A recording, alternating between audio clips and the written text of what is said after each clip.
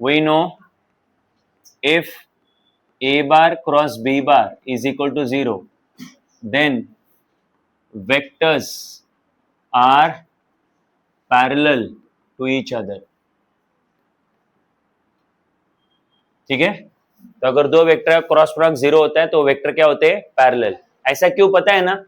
Cross product का formula क्या है, इधर आन दो. क्रॉस प्रोडक्ट है A bar cross B bar is equal to होता है A B sine theta N cap. ये क्रॉस प्रोडक्ट का मैग्नीट्यूड है, ये क्रॉस प्रोडक्ट का डायरेक्शन है. तो अगर दो वेक्टर पैरेलल होंगे तो उनके बीच में एंगल 0 होगा.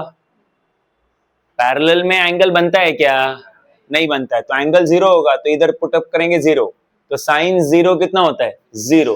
तो इसलिए पूरा आंसर 0 वेक्टर आ जाएगा. तो अगर दो वेक्टर पैरेलल है तो क्रॉस प्रोडक्ट क्या आता है, 0. तो अभी आपको बस ये चेक करना है क्या ये क्रॉस प्रोडक्ट 0 है. अगर ये 0 है तो वेक्टर पैरेलल है, और अगर क्रॉस प्रोडक्ट 0 नहीं है तो वेक्टर पैरेलल नहीं है. राइट, किसने लिया क्रॉस प्रोडक्ट? ओके, करो. तो ए बार क्रॉस बी बार, जो लोग लेक्चर में नहीं थे वो लोग इधर ध्यान दो. करना क्या होता है, तो इधर वेक्टर्स को आई cap J cap K cap, पहला रो फिक्स होता है, ऐसा लेना होता है. ठीक है, ये डिटरमिनेंट सॉल्व करेंगे तो ही क्रॉस प्रोडक्ट लिया जाएगा. अच्छा, पहला वेक्टर कौन लिया हुआ है, ए बार, तो ए बार के कोएफिशिएंट लिखो 2 2 -3.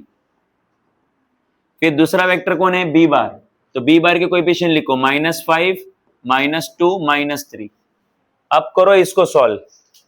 ठीक है, तो कैसे सॉल्व करेंगे, तो सबसे पहले देखो ये तीनों हीरो होते हैं हमारे. राइट, आई जे और के, एक बार प्लस एक बार माइनस एक बार प्लस, ये मत भूलना.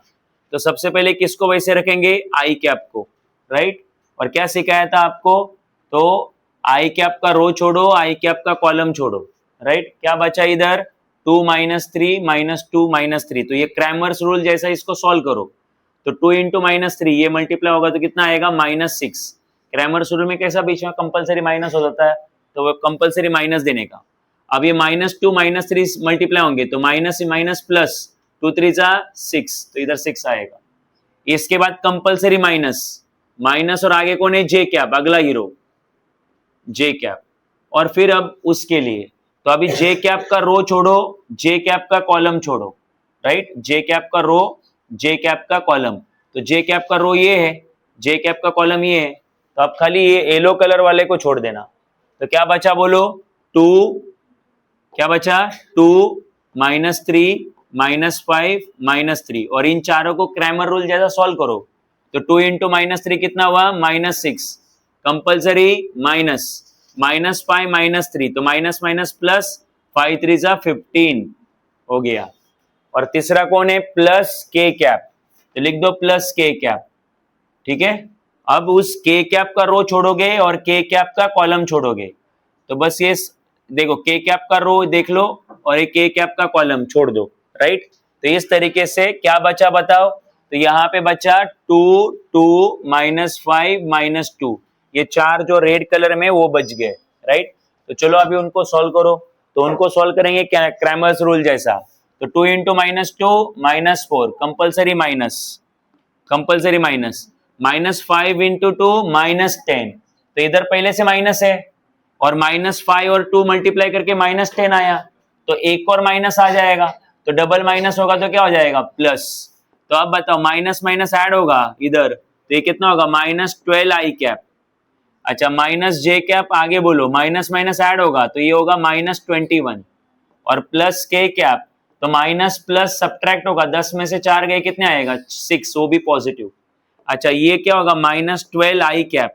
अच्छा, ये मल्टीप्लाई में है तो माइनस और माइनस मल्टीप्लाई होगा क्या होगा, प्लस 21 जे कैप. और 6 और के कैप मल्टीप्लाई होगा तो 6 के कैप.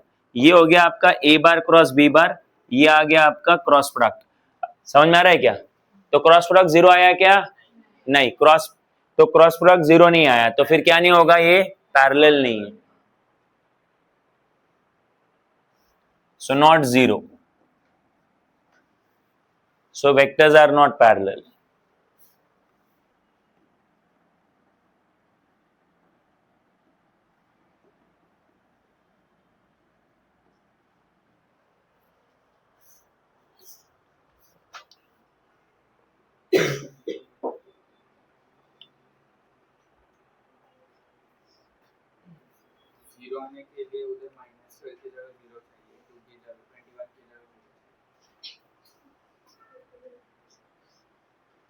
ये दूसरा कहाँ है?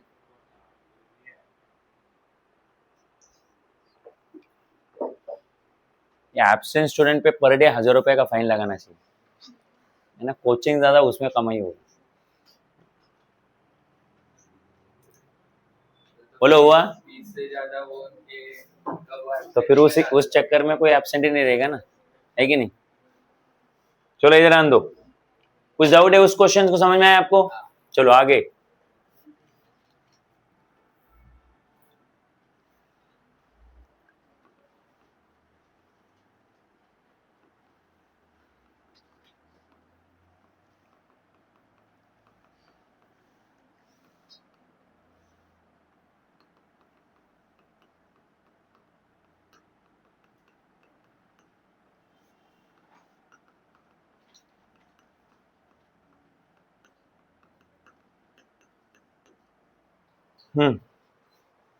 चलो ध्यान दो अभी यहाँ पे।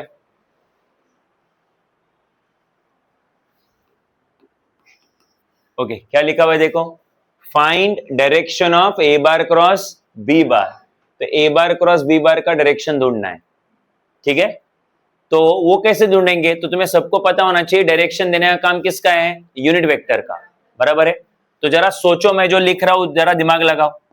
तो ए बार क्रॉस बी बार का आंसर क्या होता है भाई? क्रॉस प्रोडक्ट का आंसर क्या होता है? वो होता है ए बी साइन थीटा, अरे नहीं, ओके, या फिर एक काम, ठीक है, ए बी साइन थीटा और बाजू में कौन, एन क्या है? तो पता है ये ए बी साइन थीटा क्या है? तो A B sine theta A bar cross B bar का मैग्नीट्यूड है। ये को लेफ्ट में कौन है? A bar cross B bar, cross product है ना, तो ये क्रॉस प्रोडक्ट का ये कौन है? मैग्नीट्यूड। और ये उस क्रॉस प्रोडक्ट का क्या है? तो अगर आपको क्रॉस प्रोडक्ट का डायरेक्शन निकालने बोला है, मतलब आपको क्या निकालने बोला है? N cap. समझा कि नहीं?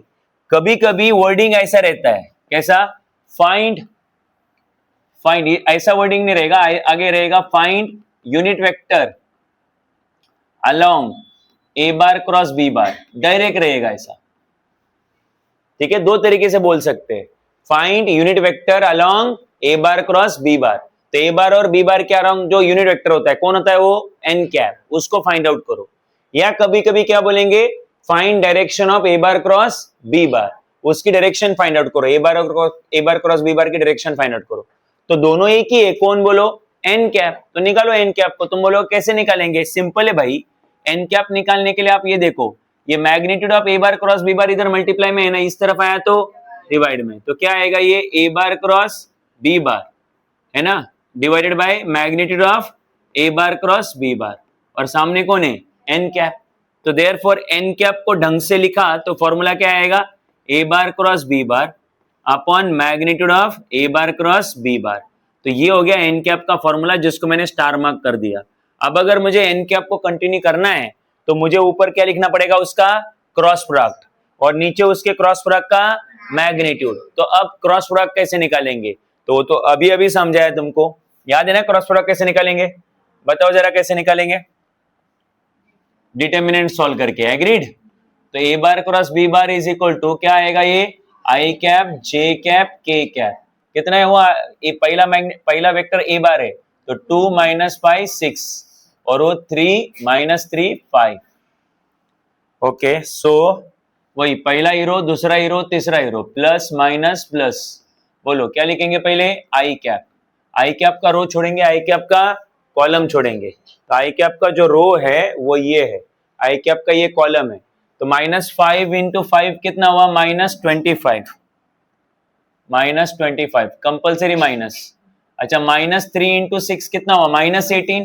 तो इधर पहले से माइनस होता है, मालूम है ना, और एक बार माइनस आया तो +18। फिर दूसरा हीरो कौन है? वो माइनस जे कैप, ठीक है? फिर जे कैप का रो छोड़ेंगे, ये बार बार मैं ऐसा नहीं कर सकता, तुम लोग लॉजिक लगाओ। जे कैप का रो छोड़ेंगे, अब इस बार ये ग्रीन वालों को फॉलो करो, ये जे कैप का रो छोड़ेंगे और जे कैप का कॉलम छोड़ेंगे, तो क्या बचेगा बोलो? राइट, क्या बचेगा? 2 6 3 5, राइट?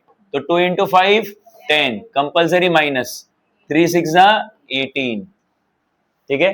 और अगली बार इधर ध्यान दो, अगली बार प्लस के कैप।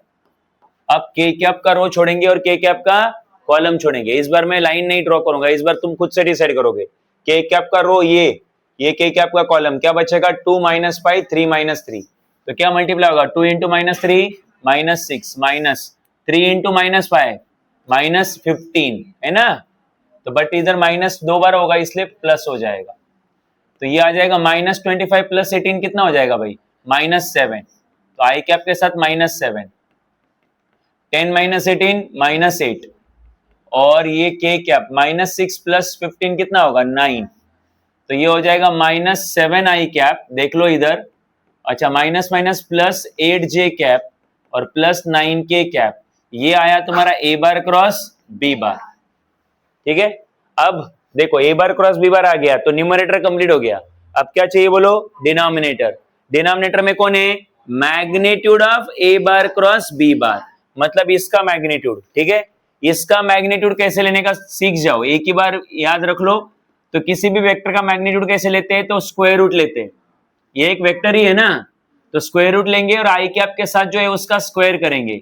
कौन है भाई वो, -7, फिर प्लस, फिर उसका 8 का भी स्क्वायर, फिर 9 उसका भी स्क्वायर। तो आई कैप के कोएफिशिएंट का स्क्वायर प्लस जे कैप के कोएफिशिएंट का स्क्वायर प्लस के कैप के कोएफिशिएंट का स्क्वायर, तो ये आएगा 49 64 81, राइट। ये 1 इधर डाल दिया, ये 130 और ये 194 शायद, अरे आया नहीं, राइट। तो फिर ये उठा के सारा सब्स्टिट्यूट करो स्टार मार्क, तो सब्स्टिट्यूट इन स्टार, तो क्या है स्टार बोलो, n cap. N cap is equal to क्या है, ऊपर ए बार क्रॉस बी बार, क्या आया ए बार क्रॉस बी बार, -7 आई कैप +8 जे कैप +9 के कैप, और डिवाइडेड बाय उसका मॉडुलस विच इज √194। और बाहर ना आंसर के बाहर प्लस माइनस लगा देना, बिकॉज जो यूनिट वेक्टर है वो ऊपर भी हो सकता है और नीचे भी हो सकता है, क्योंकि हमें नहीं पता ए बार क्रॉस बी बार ऊपर है या नीचे है, इसलिए प्लस माइनस लगा देना। ये क्वेश्चन आ सकता है, ठीक है।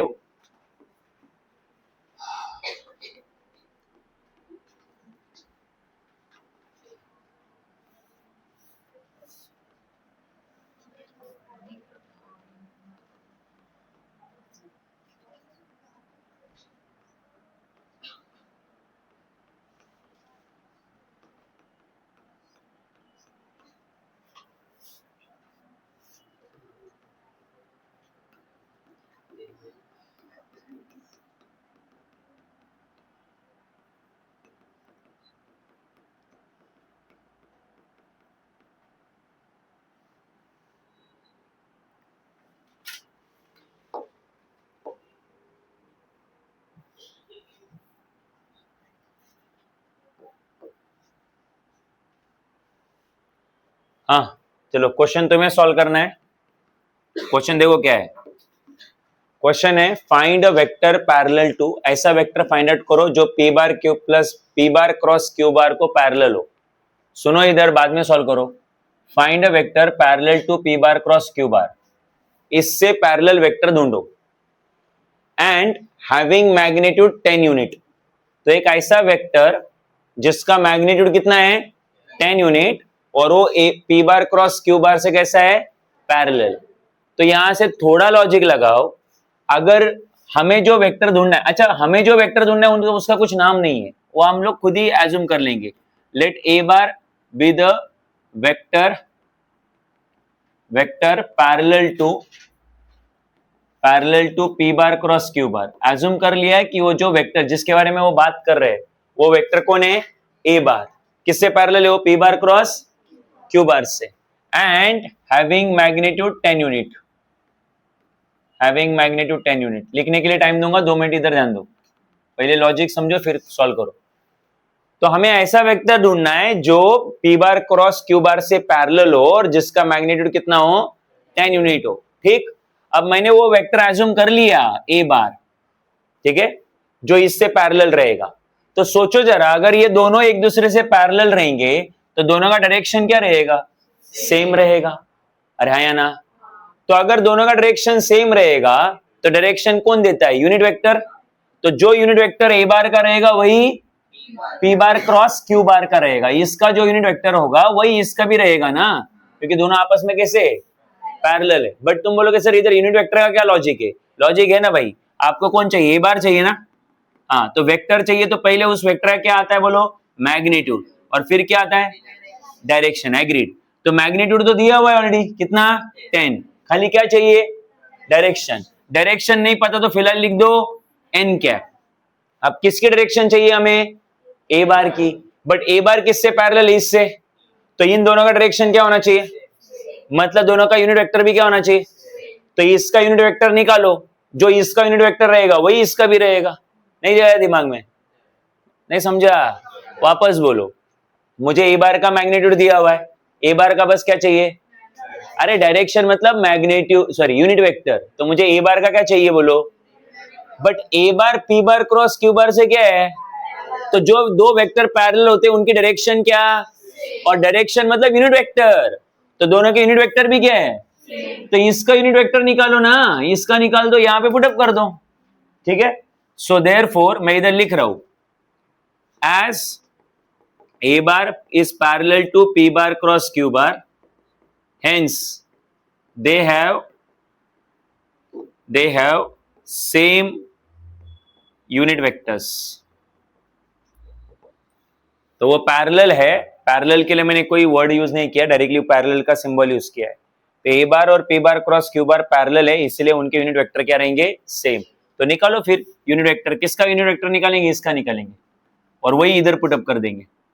सो देयरफॉर यूनिट वेक्टर का फॉर्मूला डायरेक्ट लिखूं? कैसे क्या आएगा यूनिट वेक्टर फॉर्मूला बोलो? P bar cross Q bar upon magnitude of P bar cross Q bar. दो तरीके से बोल सकता हूं मैं। एक, पहला यूनिट वेक्टर का बहुत पहले फॉर्मूला बताया था, given vector upon magnitude of given vector. तो गिवन वेक्टर ये है, लिख दिया, नीचे उसका क्या? मैग्नीट्यूड, आ गया यूनिट वेक्टर। और दूसरा डेफिनेशन, क्या डेफिनेशन? 2 मिनट के लिए ध्यान दो। डेफिनेशन क्या है बोलो? P bar cross Q bar is equal to क्या होता है? ये क्रॉस प्रोडक्ट है ना, तो पहले उस क्रॉस प्रोडक्ट का क्या लिखेंगे? मैग्नीट्यूड, और बाद में क्या लिखेंगे? डायरेक्शन, मतलब यूनिट वेक्टर। अब ये इधर मल्टीप्लाई, इधर गया तो डिवाइड, तब भी यही फॉर्मूला आएगा, राइट? तुम्हें जैसे याद रखना है रखो, बट एन कैप का फॉर्मूला आ गया। अब इसमें P bar cross Q bar put up करो, P bar cross Q bar का मैग्नीट्यूड पुटअप करो, यहां से एन कैप आएगा, उस एन कैप्स को उठा के ए बार में पुटअप करो, ए बार का आंसर कंप्लीट हो जाएगा, राइट? करो शुरू। अभी कैसे निकालेंगे P bar cross Q bar? जल्दी बोलो। डिटर्मिनेंट सॉल्व करेंगे ना, तो आई cap, J cap, K cap. P बार के कोएफिशिएंट कौन है? 1 1 1, और क्यू बार के कोएफिशिएंट कौन है? -1 +1 -1।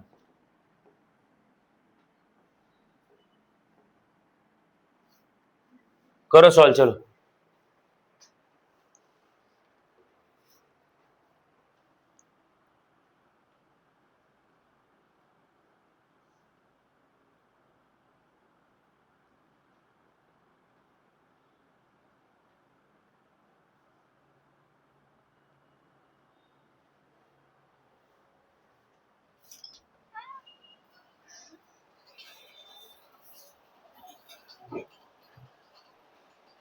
फोन, फोटो ले, मोबाइल, फोटो ले लो, फोटो ले लो।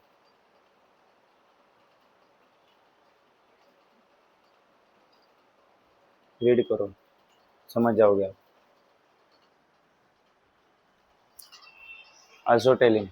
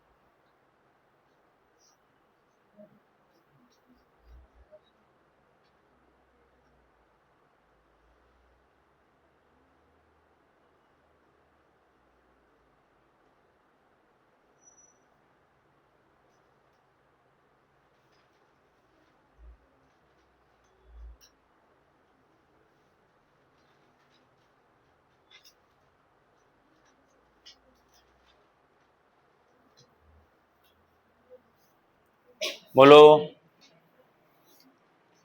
आ गया? हाँ चेक करो।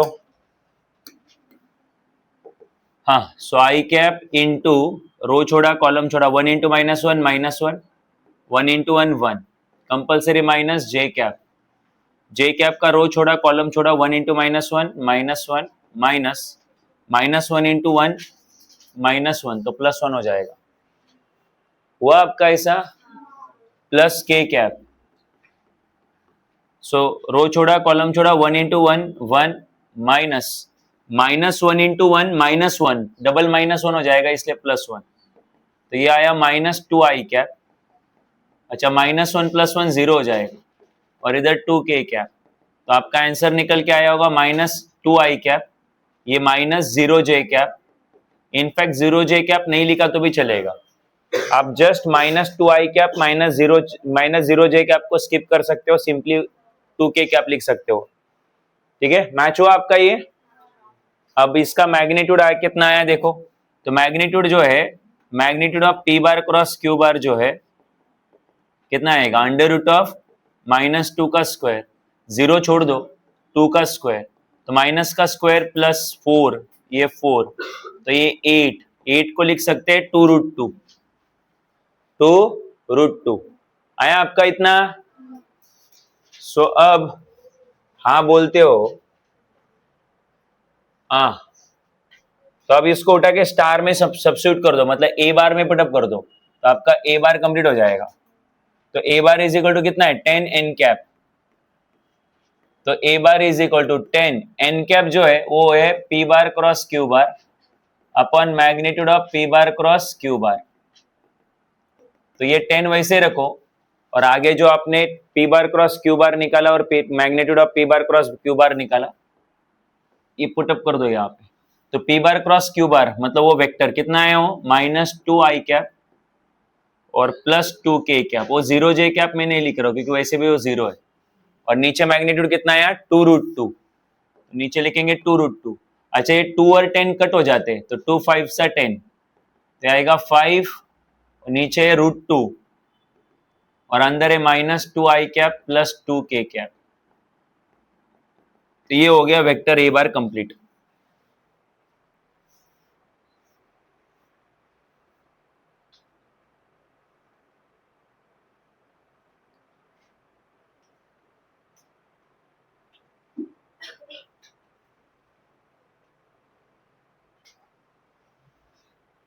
क्या गलत हो गया, चश्मा नहीं लाया ना,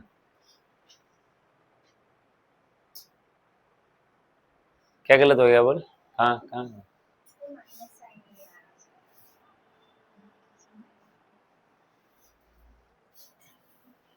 हुआ, डाउट है, एग्जाम में मार्क्स लाना फिर, डाउट नहीं है तो। ठीक है, तो ये हुआ क्रॉस प्रोडक्ट। ओके, आगे बढ़ते हैं। क्रॉस प्रोडक्ट हमने सीख लिया, उसका मतलब जो उसके रिलेटेड जो क्वेश्चन है वो भी हमने कंप्लीट कर लिए, राइट। अब आगे बढ़ रहे हैं और नेक्स्ट पॉइंट सीख रहे हैं, वो है एप्लीकेशन ऑफ क्रॉस प्रोडक्ट। इधर ध्यान दो अभी यहाँ पे, एप्लीकेशन ऑफ क्रॉस प्रोडक्ट मतलब क्रॉस प्रोडक्ट और कहाँ यूज होता है, राइट। तो आगे सुनना भी, यहाँ पे इंपॉर्टेंट पार्ट है, इसके ऊपर क्वेश्चन आते हैं, ध्यान दो भी यहाँ पे। तो सपोज मेरे पास एक पैरेललोग्राम है, ठीक है। सो पैरेललोग्राम का नाम रखा हमने ओ पी क्यू और एस, ये पैरेललोग्राम का नाम रखा। और हमने क्या किया, ये जो पैरेललोग्राम है उसके जो पॉइंट ओ है, पॉइंट ओ से हमने दो वेक्टर स्टार्ट करे। देखो, एक वेक्टर है ओपी बार और दूसरा वेक्टर है ओ एस बार, ठीक है। ये दोनों वेक्टर एडजेसेंट वेक्टर्स है और दोनों के बीच का एंगल कितना होना चाहिए, थीटा। एग्जाम में जैसा मैं बोल रहा हूं वैसा ही गिवन होना चाहिए। तो अगेन आपके पास क्या है, पैरेललोग्राम है, और पैरेललोग्राम की जो दो एडजेसेंट साइड्स है, तो उन दो एडजेसेंट साइड को रिप्रेजेंट करने वाले दो वेक्टर है मेरे पास। तो वेक्टर ओपी जो है उसको मैंने बोल दिया ए बार, इस वेक्टर को ए बार बोला, और वेक्टर ओ एस बार जो है उसको हमने बोल दिया बी बार। तो वापस बोलो, ए बार और बी बार क्या है, तो ए bar and B bar are two vectors representing representing two adjacent sides of parallelogram. अगर आपके पास दो वेक्टर है जो पैरेललोग्राम की दो एडजेसेंट साइड रिप्रेजेंट करते हैं तो ही इसके आगे मैं बोलूंगा वो ट्रू रहेगा. अब ध्यान देना मैं क्या बोल रहा हूं. आपके सामने जो पैरेललोग्राम है, मुझे इस पैरेललोग्राम का एरिया चाहिए. एरिया ऑफ पैरेललोग्राम, और पैरेललोग्राम क्या है वो OPQS. OPQS, इस पैरेललोग्राम का हमें एरिया चाहिए. राइट, सोच के बताओ पैरेललोग्राम का एरिया क्या होता है. सोच के बताया वो भी गलत बताया. तो एरिया होता है बेस इंटू हाइट. कितना होता है? Base into height. Half base into height triangle का होता है. राइट, तो एरिया ऑफ पैरेललोग्राम होता है बेस इंटू हाइट. तो जरा डायग्राम को देख लो और यहां से डिसाइड करो कौन बेस है कौन हाइट है. तो जब भी हाइट इन्वॉल्व होना तो बेस डिसाइड नहीं कर सकते. पहले हाइट पता होना चाहिए तो जाके क्या डिसाइड कर सकते हैं? बेस. और हाइट कैसे पता करते हैं? तो हाइट, हाँ, परपेंडिकुलर ड्रॉ करना पड़ता है. किसी एक वर्टेक्स से एक साइड को क्या ड्रॉ करना पड़ता है? परपेंडिकुलर. तो ये देखो यहां से मैंने परपेंडिकुलर ड्रॉ कर दिया सपोज. क्लियर है कि नहीं है? और इस जहां पे परपेंडिकुलर लैंड किया उसको मैंने नाम दिया M. राइट, तो आपका हाइट कौन हो गया बोलो? SM. If height is SM then base will become OP. OP will become base. तो अब मैं लिख सकता हूं बेस और अभी लिख सकता हूं हाइट. राइट, तो अब मुझे बताओ O से लेके P ये कितना रहेगा? तो आपको पता है O से लेके P तो वेक्टर A बार है. अरे है नहीं, बट मैं इधर OP चाहता हूं ना. OP मतलब लेंथ चाहता हूं, लेंथ. तो अगर किसी वेक्टर का लेंथ मतलब उसका मैग्नीट्यूड, तो OP वेक्टर मतलब कौन? Vector A. वेक्टर A का मैग्नीट्यूड कितना आएगा? A. तो मैं समझ में आ रहा है कि मैं इधर A बार क्यों नहीं लिख रहा हूं? बिकॉज आप लोग एरिया ऑफ पैरेललोग्राम क्या लेते हो? Base into. तो बेस का क्या लेते हैं हम लोग? लेंथ लेते हैं. Length of base and length of height. And when I से लेंथ मींस मैग्नीट्यूड. तो आपको OP बार वेक्टर OP बार नहीं लेना है, आपको OP बार वेक्टर का मैग्नीट्यूड लेना है. बट OP बार मतलब कौन? A बार. तो A बार का मैग्नीट्यूड लेना है, तो मैं इधर लिख रहा हूं A. और आगे कौन है? SM. अब SM की वैल्यू हमारे पास है ही नहीं है तो निकाल लेंगे फटाफट. हम लोग ट्रिग्नोमेट्री जानते हैं. तो SM जो है वो थीटा का कौन सा साइड है बोलो? ऑपोजिट साइड है. अरे कि नहीं? और ऑपोजिट साइड के लिए मैंने फॉर्मूला बताया हुआ है आपको, वो है hypotenuse into sine theta. Hypotenuse into, और एडजेसेंट के लिए hypotenuse into cos theta. Remember? तो बोलो हाइपोटेनस. अब मुझे बताओ इस ट्राइंगल में हाइपोटेनस कौन है? 90 के ऑपोजिट जो होता है हाइपोटेनस होता है. तो हाइपोटेनस है OS. कौन है? और OS मतलब B बार नहीं है, B. क्योंकि OS तो लेंथ है ना, तो B बार का भी क्या लेने का? मैग्नीट्यूड. राइट, तो फिर हाइपोटेनस आएगा B और आगे कौन है? Sign theta. तो अब मुझे बताओ SM कौन आया बोलो? B sign theta. तो अब मेरे पास फॉर्मूला क्या आया बोलो? AB sine theta. राइट, क्या मैं AB साइन थीटा को magnitude of A bar cross B बार लिख सकता हूं क्या? हाँ, और नहीं लिख सकता हूं तो वापस सोचो जरा. अगर मैं तुम्हें बोलूं कि A बार क्रॉस B बार क्या होता है? A बार, अच्छा उसमें से A बार कौन है? A बार और B बार कौन है? पैरेललोग्राम के दो एडजेसेंट साइड्स है. पैरेललोग्राम के दो एडजेसेंट साइड्स को रिप्रेजेंट करने वाले दो वेक्टर्स है. ठीक है, तो A bar cross B bar. What is A bar cross B bar? Tell me. AB sine theta into n cap. इसमें से जो AB साइन थीटा है वो इसका क्या है? मैग्नीट्यूड है ना. और इसके मैग्नीट्यूड को हम लोग क्या बोलते हैं? देखो अगर मुझे इसका मैग्नीट्यूड लिखना है वो तो ये है, बट लिखते टाइम हम लोग ऐसे लिखते हैं A bar cross B bar is equal to क्या आएगा? AB sine theta. तो AB sine theta A bar cross B bar का क्या है? मैग्नीट्यूड है. तो क्या इधर AB साइन थीटा आया कि नहीं आया? मतलब मुझे कौन आया? A bar cross B bar का मैग्नीट्यूड. तो तुम में से अभी किसी को समझा नहीं होगा हमें बोलना क्या है. तो बड़ा सिंपल है भाई. देखो हमने क्या निकाल लिया? Area of parallelogram. क्या आता है area of parallelogram? Adjacent side के जो वेक्टर्स है, एडजेसेंट साइड के जो उसके क्रॉस प्रोडक्ट का मैग्नीट्यूड. तो एग्जाम में आपको पैरेललोग्राम के दो एडजेसेंट साइड्स के दो वेक्टर देंगे, एडजेसेंट साइड्स के दो वेक्टर देंगे और आपको बोलेंगे पैरेललोग्राम का क्या निकालो? एरिया. तो आपको बस उन एडजेसेंट साइड्स के वेक्टर का क्या लेना है? क्रॉस प्रोडक्ट का मैग्नीट्यूड. क्रॉस प्रोडक्ट का. तो आपका क्या कंप्लीट हो जाएगा? Area of parallelogram, area of parallelogram दिमाग में जा रहा है? ओके चलो इसके ऊपर क्वेश्चन करते हैं, ठीक है। फाइंड एरिया ऑफ पैरेललोग्राम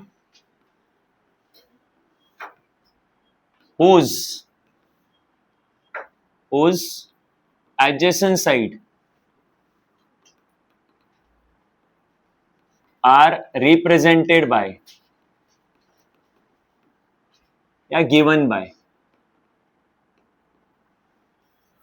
ठीक है। कभी कभी whose adjacent sides are given by भी बोलते नहीं, adjacent sides क्या है उसकी, तो adjacent side है, पहली है 2i cap plus 3j cap plus 5k cap, and दूसरी है 3i cap minus 2j cap minus 2k cap, ठीक है। तो ये दोनों क्या है बोलो, ये 2 है, हा? ये दोनों क्या है, ये पैरेललोग्राम की दो एडजेसेंट साइड्स है। तुम बोलोगे यार साइड्स ऐसा कैसे होने लग गई आईजे कैप में, अरे कितना सिंपल है, इसका मैग्नीट्यूड निकालोगे तो साइड का क्या मिल जाएगा, लेंथ, साइड का लेंथ मिल जाएगा। तो साइड ऐसी हो सकती है कि नहीं हो सकती, बिल्कुल हो सकती है। तो बस हो गया, आप इनको नेमिंग कर दो। तो इसको नेमिंग कर दिया, let A bar is equal to क्या आएगा 2i cap plus 3j cap plus 5k cap, और b bar is equal to कितना है बोलो 3i cap minus 2j cap minus 2k cap. अच्छा पहले से लिख दो कि एरिया ऑफ पैरेललोग्राम क्या होता है, तो एरिया ऑफ पैरेललोग्राम होता है, क्या लिखो फॉर्मूला में, नहीं अभी तो जो हमारा आउटकम आया वो लिखेंगे, magnitude of A bar cross B bar, adjacent side के जो वेक्टर्स होते हैं उसके क्रॉस प्रोडक्ट का मैग्नीट्यूड, ठीक। तो अब बस निकालो ए बार क्रॉस बी बार का मैग्नीट्यूड निकालो, और वही होगा तुम्हारा एरिया ऑफ पैरेललोग्राम। तो बताओ जरा मैग्नीट्यूड कितना है उसका,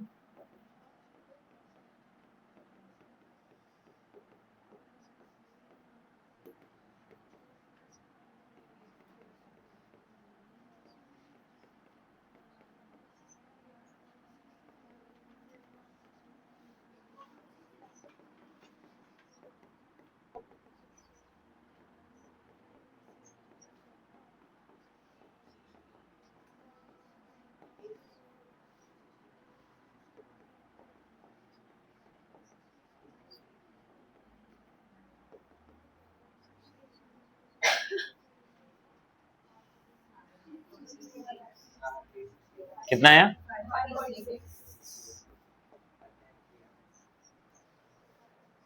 इधर पुटअप कर दो, फिर नीचे अलग से स्टेटमेंट लिखना और इधर लिख देना under root of 546 square unit. Square unit क्यों, क्योंकि एरिया है ना, वो एरिया है तो यूनिट क्या होना चाहिए, स्क्वायर यूनिट।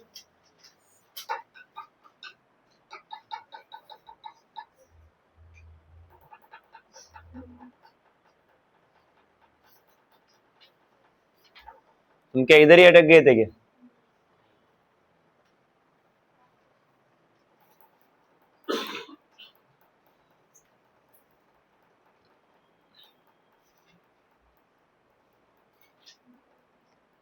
क्या डिटरमिनेंट सॉल्व नहीं कर पा रहा है, 4 लाख साल लग, क्या कितना टाइम लगेगा भाई, हाँ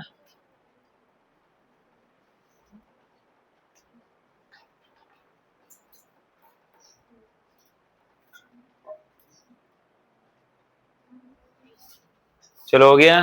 सेकेंड एप्लीकेशन,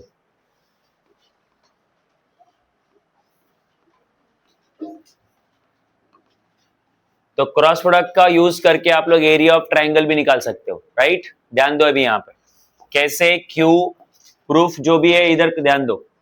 तो सपोज मेरे पास वन सेकेंड दो वेक्टर है एडजेसेंट साइड्स के, मतलब दो एडजेसेंट वेक्टर्स है, लेट्स से एक वेक्टर है ए बार दूसरा वेक्टर है बी बार, एक का प्यार से नाम रख दिया ओपी, दूसरे का प्यार से नाम रख दिया ओक्यू। वन सेकेंड, क्या है ये? बहुत अच्छे से देख लो, क्या है ये? एडजेसेंट वेक्टर्स, एक ही पॉइंट से शुरू होने वाले वेक्टर, को इनिशियल भी बोल सकते हो आप इनको। अच्छा, अगर मैंने इसको यहाँ पे ज्वाइन कर दिया, इधर देख रहे हो तुम लोग, तो क्या बन गया? ट्राइंगल। तो मुझे इस ट्राइंगल का एरिया चाहिए, एरिया ऑफ ट्राइंगल। ठीक है, ट्राइंगल का नाम जो लेना है लो, ओ क्यू पी वाई, जो भी लेना है। ठीक है, तो एरिया ऑफ ट्राइंगल क्या होता है भाई? वो होता है हाफ बेस इंटू हाइट। देखते जाओ, हाफ बेस इंटू हाइट। ठीक है, तो हाफ वैसे ही रहेगा। वन सेकेंड, बेस डिसाइड करना है, बट बेस डिसाइड करने के लिए क्या पता होना चाहिए? हाइट पता होना चाहिए। तो कर लो हाइट ड्रॉ। तो ये लिया हमने हाइट, आप देखो क्यू से हमने इधर परपेंडिकुलर ड्रॉ किया, इसको बोल दे एम, तो मिल गया हमें हाइट।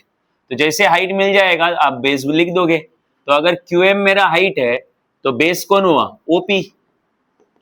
रहा नहीं? अब जल्दी से बोलो, ओपी का मतलब क्या? ओ से लेके पी तक का मतलब कौन? वेक्टर ए का मैग्नीट्यूड। तो वेक्टर ए का मैग्नीट्यूड कौन होता है? ए। और आगे कौन है? Q M. तो क्यू एम को निकाल लो। तो क्यू एम को निकालने के लिए हम लोग क्या करेंगे? क्यू एम तो हमारे पास नहीं है ना, तो triangle, right angle triangle Q M O use कर लो। तो राइट एंगल ट्राइंगल में क्यू एम ओ में अगर मैं ट्रिग्नोमेट्री लगा दूं तो मुझे एच आ जाएगा, हाइट आ जाएगा। तो मुझे कौन सी वाली साइड चाहिए? ऑपोजिट साइड चाहिए ना। तो ऑपोजिट साइड के लिए फॉर्मूला क्या है? जल्दी बोलो। हाँ, hypotenuse into sine theta, which is hypotenuse? B. B is the hypotenuse into sine theta. तो इधर आएगा बी, बोलो क्यू एम की वैल्यू कितनी आई? B sine theta. वापस से सोच के बताओ, ए बी साइन थीटा क्या होता है? A bar cross B bar का मैग्नीट्यूड। तो ये आया half of A bar cross B bar. अरे आया नहीं? तो देख लो, अगर आपके पास ट्राइंगल की दो एडजेसेंट साइड्स है तो उनके क्रॉस प्रोडक्ट का मैग्नीट्यूड लो और उनको हाफ से मल्टीप्लाई करो, तो आपको एरिया ऑफ ट्राइंगल आ जाएगा। और अगर आपके पास पैरेललोग्राम की दो एडजेसेंट साइड है, पैरेललोग्राम की दो एडजेसेंट साइड है, तो उनके भी क्रॉस प्रोडक्ट का क्या ले लो? बोलो मैग्नीट्यूड। कहाँ है वो? इधर। हाँ, एडजेसेंट साइड्स के, एडजेसेंट साइड को रिप्रेजेंट करने वाले जो वेक्टर है उनका क्रॉस प्रोडक्ट का क्या लो? मैग्नीट्यूड। तो आपको एरिया ऑफ पैरेललोग्राम आ जाएगा। और ट्राइंगल के एडजेसेंट साइड्स के वेक्टर का क्रॉस प्रोडक्ट लिया और उसको मल्टीप्लाई बाय हाफ किया, तो आपको क्या मिल जाएगा? Area of area of triangle. फर्क क्या है देखो, ये भी एडजेसेंट साइड के वेक्टर्स का क्रॉस प्रोडक्ट का मैग्नीट्यूड है, उधर भी क्रॉस प्रोडक्ट का मैग्नीट्यूड था। बस एरिया ऑफ ट्राइंगल में इधर क्या लग जाता है? हाफ लग जाता है एक्स्ट्रा, राइट? इतना ही अलग है। ठीक है, इधर ए बार क्रॉस बी बार को मैं एडजेसेंट साइड्स ऑफ ट्राइंगल बोलूंगा, और उधर ए बार क्रॉस बी बार को हम लोग क्या बोलेंगे? Adjacent sides of parallelogram. अरे हाँ या ना? वर्डिंग में फर्क है। तो चलो फाइंड आउट करो एरिया। मैं इधर क्वेश्चन दे रहा हूं तुमको।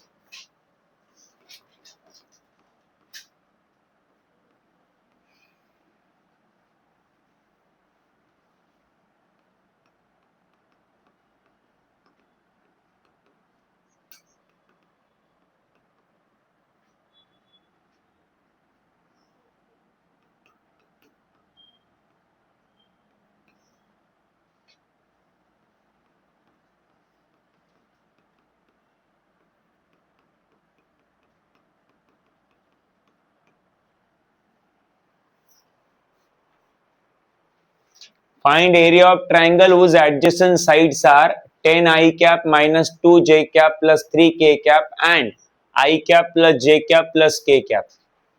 तो ये ट्राइंगल की एडजेसेंट साइड्स के वेक्टर्स है। सो करो, एरिया निकालो।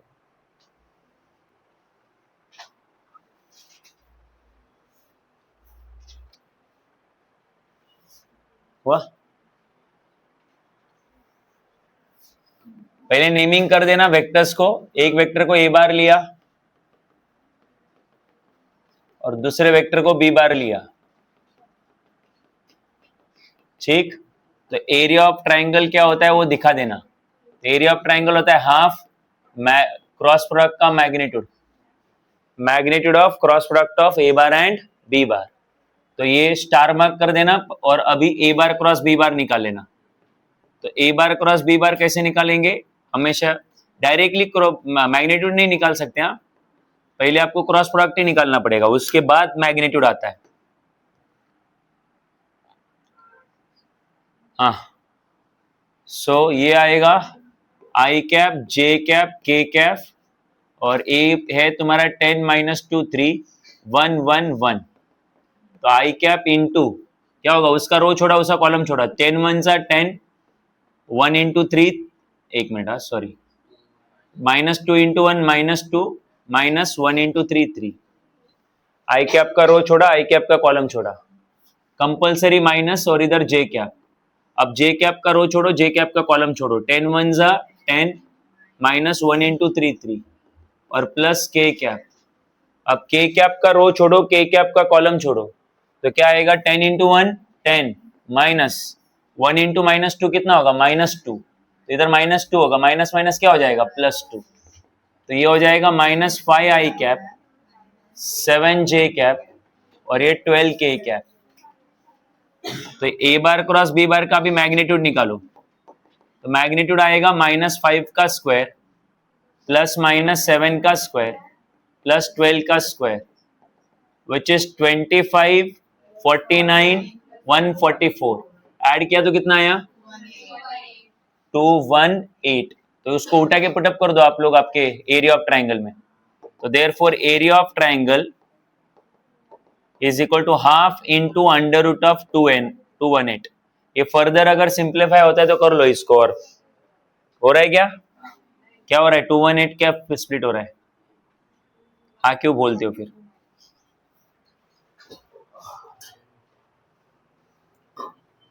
कुछ डाउट है क्या?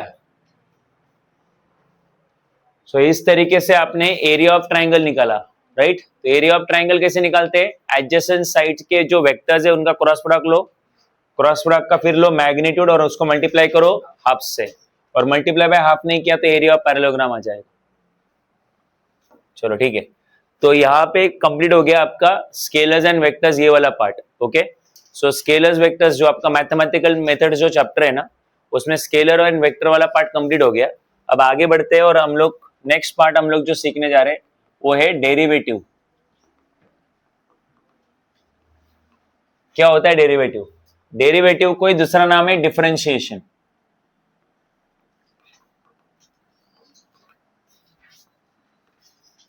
डेरिवेटिव और डिफरेंशिएशन, राइट। डेरिवेटिव का मतलब क्या है, तो उसका मीनिंग पहले समझा देता हूं मैं। डेरिवेटिव का मतलब है instantaneous rate of change in a physical quantity.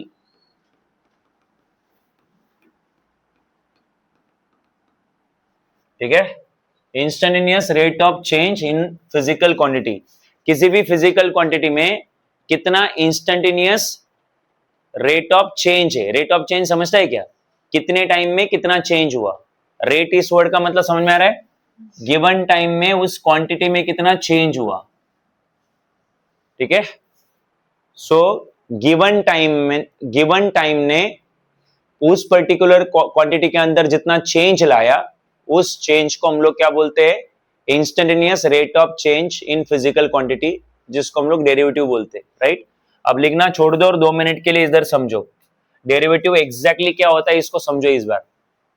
थोड़ा तुम्हें समझने के लिए डिफिकल्ट जाएगा बिकॉज इसका डिटेल पूरा प्रूफ वगैरह मैथ्स में है, वहां पे मैं और तुम्हें डिटेल में बता दूंगा, बट फिर अभी फिजिक्स के लिए जितना जरूरत है वहां पे देख लो। तो सपोज एक व्हीकल है, ध्यान देना मैं क्या बोल रहा हूँ। ये व्हीकल पॉइंट ए पे है, और जब व्हीकल पॉइंट ए पे थी तो पॉइंट ए पे इस व्हीकल का स्पीड जो है let's say 20 metre per second था। Speed of vehicle at point A is 20 metre per second. Okay, अब इस पॉइंट ए से व्हीकल जो है आगे बढ़ रही है, and while moving forward vehicle accelerate हो रही है। एक्सेलरेट मतलब उसका स्पीड मान लो चेंज हो रहा है, और पॉइंट बी तक आते आते उस व्हीकल का स्पीड जो है वो हो गया आपका, बोलो let's say 100 metre per second. ठीक है, और ए से बी आने के लिए टोटल 10 सेकेंड लगे, यहां से यहां तक 10 सेकेंड लगे। तो वो 10 सेकेंड हम लोग कैसे गिनते हैं, तो जहां से शुरू किया उसको 0 सेकेंड लेते हैं, है कि नहीं। और जहां पे आपका ये खत्म हो रहा है, या आप जहां तक ही नोटिस कर रहे हो उसके फाइनल पॉइंट को हम लोग जो भी टाइम लगा वो टाइम डिनोट करते हैं। तो यहां से यहां तक अगर 10 सेकेंड लगे तो ये 0 से 10 हुआ। अगर टोटल टाइम 20 सेकेंड है तो ये 0 और ये कितना हुआ 20, सो दैट पूरा इंटरवल 20 सेकेंड में कवर हुआ है या पूरा इंटरवल 10 सेकेंड में कवर हुआ है। मुझे क्या समझाना है, तुम बस ध्यान देते रहो, तुम्हें पता चल जाएगा। वापस से, vehicle initially was at point A with the speed 20 meter per second, and after some time due to its acceleration till point B its speed is now 100 meter per second। अब मैं चाहता हूं कि आप लोग फाइंड आउट करो that is change in speed with respect to time, right? तो आपको क्या करना है, आपको इस ऑब्जेक्ट का चेंज इन स्पीड निकालना है, किसके रिस्पेक्ट टू, टाइम के रिस्पेक्ट टू। ये समझता है क्या, विथ रिस्पेक्ट टू टाइम का मतलब समझता है क्या? विथ रिस्पेक्ट टू टाइम का मतलब गिवन टाइम में स्पीड कितना चेंज हुआ। अच्छा, इसी को हम लोग फिजिक्स में इसी को एक और वर्ड बोलते हैं, वो है rate of change of speed. Rate of change of speed. तो रेट वर्ड बोला ना तो डिवाइड बाय टाइम बोलने की जरूरत नहीं है, या विथ रिस्पेक्ट टू टाइम बोलने की जरूरत नहीं है। तो ये विथ रिस्पेक्ट टू टाइम जो है इसी को हम लोग रेट बोलते हैं, ठीक है? तो बोलो change in speed with respect to time. इतना लंबा चौड़ा बोलने से अच्छा simply you can say rate of change of speed. और इसको कैलकुलेट कैसे करते हैं, तो ये देखो ऐसे कैलकुलेट करते हैं, ऊपर लिखेंगे चेंज ऑफ स्पीड या change in speed, with respect to मतलब अपॉन, और वो किसके रिस्पेक्ट टू है बोलो, टाइम। तो वापस देख लो, rate of change of speed कैसे निकालते हैं, ऊपर आएगा चेंज इन स्पीड और नीचे आएगा टाइम। ओके, देखते जाना। अच्छा, चेंज के लिए आपको पता है कि चेंज के लिए हम लोग सिंबल यूज करते हैं डेल्टा। ओके, केमिस्ट्री में आपने यूज किया होगा, व्हेनेवर चेंज, हमें किसी का चेंज शो करना है तो यूज डेल्टा। चेंज किस में दिखाना है आपको, स्पीड में, किसके रिस्पेक्ट टू, तो टाइम भी तो चेंज हो रहा है तो टाइम को भी डेल्टा टी लिखेंगे। तो चेंज निकालना मतलब delta we upon delta T. आगे सुन लो, अब मुझे चेंज किसका चाहिए भाई, स्पीड का। चेंज कैसे निकाला जाता है, फाइनल माइनस इनिशियल, है या नहीं? नहीं पता? अरे भाई आपके सेमेस्टर के मार्क्स 60% है, फाइनल के 80% है, तो चेंज इन मार्क्स कैसे निकालते, final marks minus initial marks या सेमेस्टर मार्क्स। तो 80 माइनस 60 इज हाउ मच, 20%। तो जब भी आपको चेंज निकालना हो, फाइनल वैल्यू में से क्या माइनस कर दो, इनिशियल वैल्यू, तो आपको चेंज पता चल जाएगा। तो फाइनल वैल्यू 80 थी, इनिशियल वैल्यू कितनी थी, 20, तो फिर चेंज कितने का हुआ, नहीं फाइनल वैल्यू 100 है, इनिशियल वैल्यू 20 है, तो चेंज कितने का हुआ, 80 का। तो फिर मैं, अच्छा नीचे चेंज इन टाइम मतलब T2 माइनस T1, तो ये 100 माइनस 20 अपॉन फाइनल टाइम 10 है, इनिशियल टाइम 0 है, तो 100 minus 20 is 80, 80 divide by 10, 0 0 cancel हुआ, आंसर आया 8, है ना, 8 मीटर पर सेकेंड।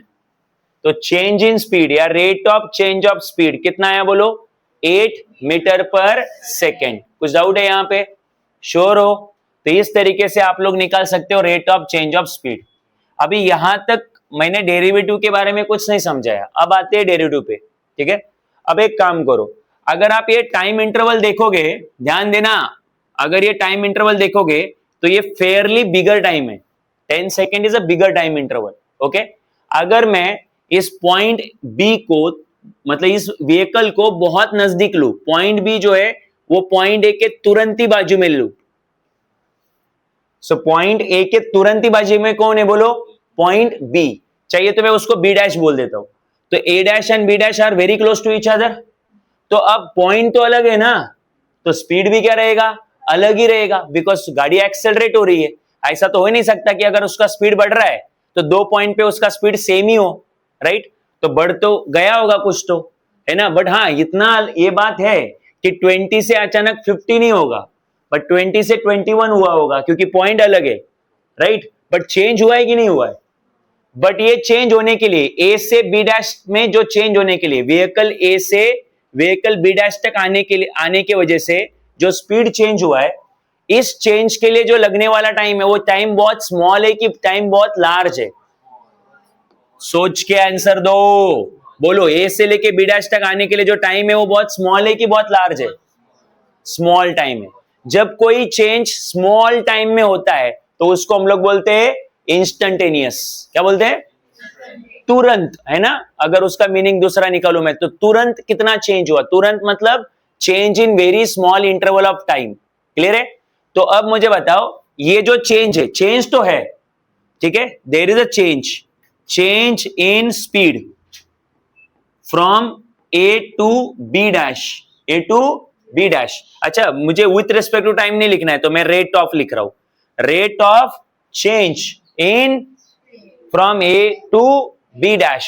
तो ये जो rate of change in speed है, ये जो चेंज इन स्पीड रहेगा वो बहुत स्मॉल इंटरवल में जो स्पीड चेंज हो रहा है वो है ना, तो इसी को मैं क्या लिख सकता हूं, I can write it as a instantaneous, बोलो इंस्टेंटेनियस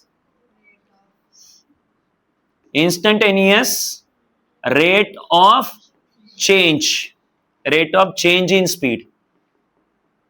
तो क्या वर्ड मैंने ऐड कर दिया, बोलो इंस्टेंटेनियस। क्यों ऐड किया ये वर्ड, पहले क्यों नहीं ऐड किया, इधर रेट के पहले, इधर भी तो rate of change of speed था, बट इधर भी rate of change in speed है, बट इधर रेट के पहले कौन सा वर्ड ऐड किया हुआ है, इंस्टेंटेनियस। यहाँ पे किया हुआ है क्या, नहीं किया हुआ है। यहाँ पे क्यों नहीं किया, बिकॉज यहाँ पे जो टाइम इंटरवल था वो लार्ज था, और यहाँ पे जो टाइम इंटरवल है वो एक्सट्रीमली क्या है, स्मॉल है। तो जब भी कोई चेंज एक्सट्रीमली स्मॉल टाइम में होता है तो that change is called as instantaneous change. और वो स्पीड के लिए एप्लीकेबल नहीं, ये वाला कंसेप्ट किसी के लिए भी एप्लीकेबल है। जैसे टेम्परेचर है, तो विद इन सम सेकेंड में जो चेंज इन टेम्परेचर हुआ वो क्या रहेगा, इंस्टेंटेनियस चेंज। और बड़े टाइम में जो चेंज हुआ उसको हम लोग बोलते हैं एवरेज चेंज। क्या बोलते हैं, एवरेज और इंस्टेंटेनियस वर्ड में फर्क समझो। जब टाइम इंटरवल बिगर रहेगा तो will consider that change to be an average change, and whenever time interval is very small we consider that change is to be instantaneous। तो इस केस में जो rate of change of speed है वो instantaneous है। Clear है? अब इसको मैथमेटिकली कैसे दिखाते हैं, इधर आन दो। तो अब बताओ क्या है ये rate of change in speed, तो चेंज इन स्पीड है इसलिए डेल्टा वी। अच्छा, रेट है मतलब विथ रिस्पेक्ट टू टाइम है, बराबर, तो इसलिए डिवाइड बाई टाइम, बराबर है। बट यहाँ पे भी चेंज इन स्पीड का वही फॉर्मूला था, rate of change of speed का वही फॉर्मूला था, और यहाँ पे भी rate of change of speed का वही फॉर्मूला लिखा है। तो फिर उस हिसाब से तो ये दोनों सेम ही हो जाएंगे, बट हमें पता है ये दोनों अलग है, ये एवरेज है और ये इंस्टेंटेनियस है। यहाँ पे टाइम इंटरवल लार्ज है और यहाँ पे टाइम इंटरवल स्मॉल है। तो ऐसा यहाँ पे ऐसा कुछ तो होना चाहिए ना जिससे ये सजेस्ट हो कि टाइम इंटरवल क्या है, स्मॉल है। अगर तुम में से किसी को मैं बस इतने पार्ट दिखाता हूँ, ये वाला पार्ट दिखाता हूँ, राइट, तो उसको पूछूंगा ये दोनों सेम क्वांटिटी की अलग अलग क्वांटिटी, तो ऑफकोर्स बोलेगा सेम क्वांटिटी है, क्योंकि अगर उसने लेफ्ट हैंड साइड नहीं देखा होगा तो, बराबर है। दैट मींस यहां से और यहां में अगर कुछ चेंज है तो वो टाइम इंटरवल का चेंज है। यहाँ पे टाइम इंटरवल स्मॉल है, यहाँ पे लार्ज है, तो हमें यहाँ पे ऐसा कुछ तो इंट्रोड्यूस करना पड़ेगा जिससे ये दिखे कि टाइम इंटरवल काफी स्मॉल है। तो वो जो नोटेशन है जिससे टाइम इंटरवल बहुत स्मॉल है, ये मैथ्स में शो किया जाता है, वो नोटेशन देख लो क्या है, वो है limit, LIM, limit. Limit is LIM is a short form for limit, और नीचे लिखेंगे डेल्टा टी टेंड्स टू 0। समझ लो इसको, डेल्टा टी टेंड्स टू 0। अब तुम बोलोगे इसका मतलब क्या है, it's very simple. What is delta T, time interval. ये इक्वल है कि एरो है, यहाँ पे एरो है, एरो को हम लोग मैथ्स में रीड करते टेंड्स टू, क्या टेंड्स टू, और time interval tends to 0। What do you mean by tends to, tends to मतलब नियरर, क्लोजर। तो बोलो time interval is nearer to, and something which is nearer to 0 means what, it is very small, it is very small। मैं नहीं बोल रहा हूं time interval 0 है, अगर 0 ही लिखना होता तो इक्वल टू 0 लिखता ना मैं, फिर तो इधर क्या लिखा हुआ है, time interval is tends to 0, tends to 0 मतलब closer to, and something which is closer to 0 it's very right. तो अब आपको देखो इन दोनों में डिफरेंस लगेगा, राइट। अभी क्लियर कट दिख रहा है कि ये चेंज इन स्पीड है विथ रिस्पेक्ट टू टाइम है, ये भी चेंज इन स्पीड है with respect to, only difference is कि यहां का टाइम इंटरवल एक्सट्रीमली स्मॉल है। तो अगर ये एक्सट्रीमली स्मॉल टाइम का चेंज है, मतलब ये कौन सा चेंज है, इंस्टेंटेनियस, और ये स्मॉल टाइम में होने वाला चेंज नहीं है, मतलब ये कौन सा चेंज है, एवरेज। सो आप लोग इसके पहले कौन सा वर्ड ऐड कर सकते हैं, बोलो एवरेज, बिकॉज टाइम इंटरवल बिगर है और टाइम इंटरवल स्मॉल है, इसलिए कौन सा वर्ड ऐड करोगे, इंस्टेंटेनियस। अरे हाँ या ना, ओके। तो इसको रीड कैसे करेंगे, दोबारा बोलो, इंस्टेंटेनियस चेंज इन इसको इसको ये क्या है तुम्हारा इंस्टेंटेनियस। हाँ इंस्टेंटेनियस चेंज इन, इसका मतलब क्या है इंस्टेंटेनियस, डेल्टा मीन्स चेंज, तो instantaneous change in speed with respect to time, delta दोबारा रीड नहीं करेंगे, instantaneous change in speed with respect to time. Now if you don't want to say instantaneous, you can with respect to time, you can simply say rate. So let's read again. Instantaneous rate of change in speed, instantaneous rate of change in speed. Clear है, समझ में आया, यहां तक clear है क्या? अच्छा, but एक प्रॉब्लम है, इसको रीड करना मतलब अभी मैं थियोरेटिकली रीड कर रहा हूं ठीक है, बट लिखने के लिए बहुत बोरिंग है। लिमिट लिखो, डेल्टा टी टेंड्स टू 0 लिखो, delta we upon delta T लिखो, राइट? तो हमने क्या किया है, उसको मैथमेटिकली थोड़ा और इजी बना दिया है। इसी को हम लोग मैथ्स में बोलते हैं डेरिवेटिव, इसी को हम लोग क्या बोलते हैं? डेरिवेटिव। अगर तुम्हारे दिमाग में नहीं आ रहा है तो इधर आ जाओ, ये देखो इंस्टेंटेनियस रेट ऑफ, चलो नहीं यही पे आ जाओ, इंस्टेंटेनियस रेट ऑफ। तो what is instantaneous rate? Derivative. तो देखो इधर ये सब क्या है? इंस्टेंटेनियस है ना, इंस्टेंटेनियस रेट ऑफ चेंज मतलब कौन? डेरिवेटिव।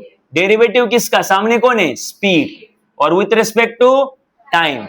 तो instantaneous rate of change in speed का सिंपली बोल सकते हैं हम लोग derivative of speed with respect to instantaneous rate of change in speed को ही क्या बोलते हैं? Derivative of speed with respect to time। Because ये instantaneous rate of change, instantaneous rate of change इतना, देखो इधर dv अपॉन dt, हाँ तो ये d अपॉन dt को साइड में करो थोड़ी देर के लिए और v को साइड में करो, तो ये होता है instantaneous rate of change. d upon dt का मतलब क्या है? ये जो ब्रैकेट में जितना पार्ट है ना उसको क्या बोलते हैं? वापस बोलो, इंस्टेंटेनियस रेट ऑफ चेंज, और सामने कौन है? स्पीड। हो गया खत्म, इंस्टेंटेनियस ऑफ स्पीड। बट ऐसा अलग अलग दिखता अच्छा नहीं है, तो इसलिए उसको लिखते टाइम ऐसे लिखते हैं डीवी बाई dt, बराबर है। अब तुम बोलोगे ठीक है सर हमने ये सब पढ़ लिया, बट इसका मतलब क्या है, इसका यूज क्या है? तो बड़ा सिंपल है भाई, अगर तुमने डेरिवेटिव लिया, क्या लिया? किसका? स्पीड का। Derivative of with respect to, तो आपको क्या मिलेगा? Derivative of speed with respect to time का मतलब होता है instantaneous rate of change in speed. तो अगर आपने स्पीड का डेरिवेटिव लिया, स्पीड का क्या लिया? डेरिवेटिव, तो आपको स्पीड का instantaneous rate of change in speed मिल जाएगा, मतलब स्पीड का इंस्टेंटेनियस रेट ऑफ चेंज मिल जाएगा, स्पीड का इंस्टेंटेनियस रेट ऑफ चेंज मिल जाएगा। क्लियर है? अच्छा, तो फिर मैथमेटिकली हम लोग क्या रीड करेंगे इसको? तो मैथमेटिकली हम लोग ऐसा रीड करेंगे, बोलो डेरिवेटिव ऑफ स्पीड, या फिर एक minute, derivative of v, simply v, derivative of v with respect to t, हाँ time, derivative of v with respect to t means time. तो अब मैं v पूरा नहीं लिख रहा हूं, हमें पता है v का मतलब क्या है, बोलो स्पीड, और t का मतलब क्या है? टाइम। तो फिजिक्स में इसको ऐसा रीड करते हैं, मैथ्स में इसको ऐसा रीड करते हैं, ठीक है? 1 सेकेंड, क्या? Instantaneous rate of change in speed means what?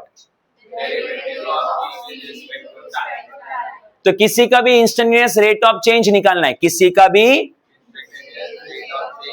बस उसका डेरिवेटिव निकाल दो, ठीक है? अब इधर ध्यान दो 2 मिनट के लिए, तो कॉन्सेंट्रेट करना, मैं क्या बोल रहा हूं। सपोज मैं अगर मैं ये लिखूं कि मुझे instantaneous rate of change of resistance चाहिए, सोच के बताओ क्या चाहिए मुझे? Instantaneous rate of change of resistance, resistance का सिंबल मैं आर ले रहा हूं, तो बोलो क्या निकालना चाहिए मुझे? क्या निकालना है आपको? Instantaneous rate of change. यहां तक अगर आपने रीड किया इंस्टेंटेनियस रेट ऑफ चेंज, तो समझ जाओ आपको डेरिवेटिव निकालना है। क्या निकालना है? बट डेरिवेटिव किसका? रेजिस्टेंस का, विथ रिस्पेक्ट टू टाइम। ये फिक्स है, विथ रिस्पेक्ट टू टाइम। तो instantaneous rate of change of resistance मतलब derivative of resistance with respect to time. बोलते जाओ। और अगर मुझे instantaneous rate of change of acceleration चाहिए,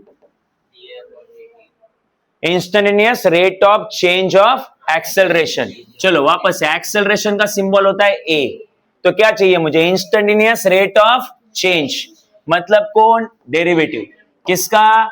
एक्सेलरेशन का। और रेट बोला तो with respect to time. Clear है क्या? इस तरीके से आप लोग किसी का भी डेरिवेटिव निकाल सकते हो। अच्छा, वैसे इसको जर्क बोलते हैं। क्या बोलते हैं? जर्क। गाड़ी में अचानक से आपको मतलब कभी ब्रेक लगता है, कभी अचानक से स्टार्ट होती है, तो आपको कैसा जर्क लगता है?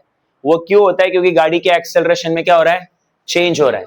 Whenever there is a change in acceleration with respect to, तो जर्क लगता है, राइट? तो चेंज इन एक्सेलरेशन को जर्क बोलते हैं। ठीक है, याद रखना ही। वैसे आपके सिलेबस में नहीं, एंट्रेंस के लिए, जेई के लिए वगैरह। यहाँ तक कुछ डाउट है अभी यहाँ पे? तो मैं बोलूंगा जितना भी मैंने अभी कुछ बताया है उस पे मैंने तुम्हें बस इतना बताया है कि डेरिवेटिव क्यों लिया जाता है। क्यों लिया जाता है? मालूम नहीं क्यों लिया जाता है? Instantaneous rate of change, right? तुरंत होने वाला चेंज टाइम के रिस्पेक्ट टू। तो वेरी स्मॉल टाइम में कितना चेंज हो रहा है वो निकालना है ना, तो डेरिवेटिव निकाल लो, बस खत्म, राइट? अब आगे सुनो। अब डेरिवेटिव निकालने से इंस्टेंटेनियस रेट ऑफ चेंज तो आ जाएगा, बट पहले डेरिवेटिव निकालना भी तो आना चाहिए, मतलब डेरिवेटिव सॉल्व करना भी तो आना चाहिए। मतलब मैं अगर तुम्हें ये बोलूं कि T square minus 2t plus 4, इस इक्वेशन को सॉल्व करो, आपको टाइम मिल जाएगा। अरे तो हमें पता है इसको सॉल्व करेंगे तो टाइम मिल जाएगा, टी मिल जाएगा, बट फिर उसको सॉल्व करना भी तो आना चाहिए। क्लियर है? तो वैसे डेरिवेटिव लिया तो हमें इंस्टेंटेनियस रेट ऑफ चेंज मिल जाएगा, बट फिर डेरिवेटिव लेना भी तो आना चाहिए, राइट? तो अब मैं तुम्हें सिखा रहा हूं कि डेरिवेटिव कैसे लेते, तो ठीक से ध्यान देना। Derivative one of the easiest topic है। क्यों? क्योंकि उसमें हर सिचुएशन के लिए फॉर्मूला अवेलेबल है। Every situation has a formula. अगर आपने फॉर्मूला रट्टा मार लिया तो बात खत्म, उससे इजी कुछ नहीं है। ठीक है, सो ध्यान देना। पहला सिचुएशन है y is equal to x raise to the n। क्या है? y is equal to x raise to the n, और हमें इसका डेरिवेटिव चाहिए differentiation with respect to x। ठीक है, अब ये y क्या है, x क्या है, वो मुझे तुम्हें समझाना है, ठीक से सोच के देखना। तो x क्या है? तो x एक वेरिएबल है। x क्या है? n क्या है? नंबर है। ये जो सिचुएशन है, this situation is basically variable raised to the number. ठीक है, variable raised to the number. तो एक वेरिएबल है जिसके पावर में नंबर है, और इसका जो भी आंसर आएगा वो कौन दे रहा है हमें? y। तो जैसे मैं तुम्हें सिचुएशन दे रहा हूं, रुको। जैसे कि मान लो x इज मान लो 3 और नंबर इज 2 लेट्स से, तो 3 रेस्ट टू द 2 कितना आएगा? 9। तो y आपका कितना आ गया? बोलो 9। सिमिलरली अगर आपने नंबर ले लिया सपोज 3, तो 3 का क्यूब कितना आया? 27। तो y कितना आया? 27। तो अगर मैं इस x को चेंज करता हूं, राइट, तो आपका y भी क्या हो जाएगा? चेंज। तो x को चेंज करता हूं मतलब x वेरिएबल है, और y भी चेंज हो जाएगा तो y भी क्या है? वेरिएबल है। और ये कोई फिक्स नंबर है जो इधर रखा जाता है। क्लियर है क्या? तो आप ध्यान देना भी यहाँ पे, इसका डेरिवेटिव कैसे निकालते हैं। सो क्या, अच्छा ये क्या लिखा है मैंने? DI F। तो DI is basically short form for differentiation. Short form for, that is you are declaring कि आप लोग क्या ले रहे हो? डेरिवेटिव। किसके रिस्पेक्ट टू? x के रिस्पेक्ट टू। तो इसको कैसे लिखते हैं देखो, तो डेरिवेटिव लेना है किसका? y का, विथ रिस्पेक्ट टू मतलब upon, with respect to what? x। तो derivative of y with respect to x। ये d का मतलब डेरिवेटिव बार बार रीड नहीं करने का, इस d को with respect to x read करने का। तो बोलो, वापस से बोलो, derivative of with respect to x। अच्छा आगे, तो इसका डेरिवेटिव होता है nx n-1। कितना होता है डेरिवेटिव? nx n-1। जो भी पावर में नंबर है वो साइड में लाओ, x की पावर में जो भी नंबर था उसमें -1 कर दो। तो ये हो गया इसका डेरिवेटिव। मुझे पता है दिमाग में जाएगा नहीं, तो इसलिए एक एग्जांपल लेते। एग्जांपल है y is equal to x raise to 5, और मुझे इसका डिफरेंशिएशन चाहिए विथ रिस्पेक्ट टू x। तो y का डेरिवेटिव क्या रहेगा? dy by dx। तो ये क्या है? x raise to the n वाला सिचुएशन है। तो क्या है डेरिवेटिव? बोलो 5x 5-1।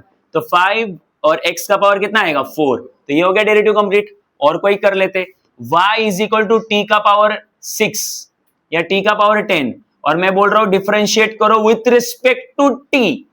इस बार किसके रिस्पेक्ट करो? टी के रिस्पेक्ट टू, मतलब जो काम एक्स कर रहा था अभी कौन करेगा? टी करेगा। तो बोलो फॉर्मूला क्या आएगा? Derivative of y with respect to t मतलब डी टी। आगे कौन आएगा बोलो? 10t 10-1 मतलब 10t9। अरे बोलो नहीं समझा? क्लियर है क्या? अच्छा दूसरी चीज, अगर आपके माइंड में ये डाउट है कि ये वाला फॉर्मूला इसका डेरिवेटिव ऐसे आपने डायरेक्टली लिखा, ये कैसे आया, तो ये आपको मैथ्स में सीखने को मिलेगा। मैथ्स में अगर मैथ्स 2 का बुक ओपन करोगे तो चैप्टर नंबर 8 है, वहां पे आपको ये सारे फॉर्मूले मिल जाएंगे, राइट। बट मैं बोलूंगा फॉर्मूला में दिमाग मत लगाओ अभी, क्योंकि फिजिक्स में जो जरूरी है वो मैं तुम्हें दे रहा हूं। आप लोग फिलहाल फॉर्मूले रट्टा मार लो डायरेक्टली।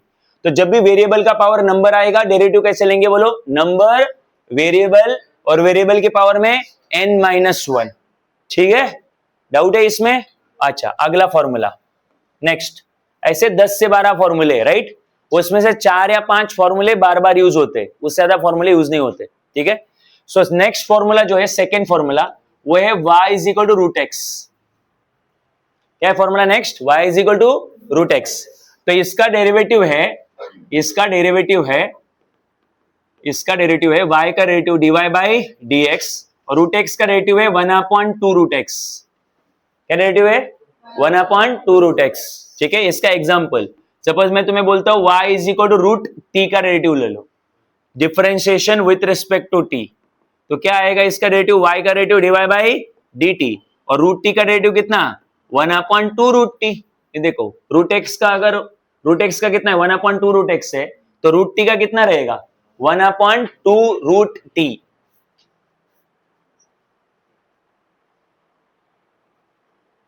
दे दो इधर मोबाइल, मोबाइल कहाँ है इधर? पक्का दिखाना बैग में मुझे, लेक्चर खत्म होने। So y is equal root x है, रूट एक्स का डेरिवेटिव कितना है? 1/2 रूट एक्स। तो y is equal root t का derivative 1/2 root t. Second formula. Third formula, y is equal to log x. तो उसका डिफरेंशिएशन है, इधर आन दो, इंपॉर्टेंट ये डेरिवेटिव है y का derivative dy by dx, log x का डेरिवेटिव कितना है? 1/x, right. पहली बार जब हम लोग देखते हैं डेरिवेटिव को तो थोड़ा ऐसा ही लगता है कि यार ये क्या चल रहा है, बट एक बार जब क्वेश्चन सॉल्व करने लग जाते हैं तो बड़ा इजी होता है, क्योंकि खाली फॉर्मूले ही तो बताने हैं। ठीक है, 10-12 फॉर्मूले आराम से याद हो जाते हैं। तो log x का डेरिवेटिव कितना रहेगा बोलो? 1/x फिक्स है, log x का डेरिवेटिव 1/x, बार बार चेंज नहीं होगा। ठीक है, आगे सुनना। Fourth, derivative of y is equal to e raise to the x, y is equal to e raise to the x। ये वाला सबसे इजीएस्ट है और इजीएस्ट है। ठीक है, तो y का डेरिवेटिव dy बाई dx हमेशा से, और e raise to the x का derivative e raise to the x ही होता है। ये ऐसा फंक्शन है जिसका डेरिवेटिव वो खुद ही होता है। जैसे log x का डेरिवेटिव क्या आया? 1/x, अलग कुछ आया। रूट x का डेरिवेटिव कितना आया? 1/2 रूट x, अलग कुछ आया। x raise to the n का डेरिवेटिव कितना आया? nx rays to the n-1, वो भी अलग आया। But e raise to the x ऐसा फंक्शन है जिसका डेरिवेटिव कितना आता है? e raise to the x। अच्छा एक और चीज, ये जो e है ना वो एक नंबर है, e अप्रोक्सीमेटली 2.67 के करीब है। e कितना है? 2.67। e एक नंबर है, फिक्स है वो। ठीक है, बट बेसिकली ये नंबर का पावर वेरिएबल है।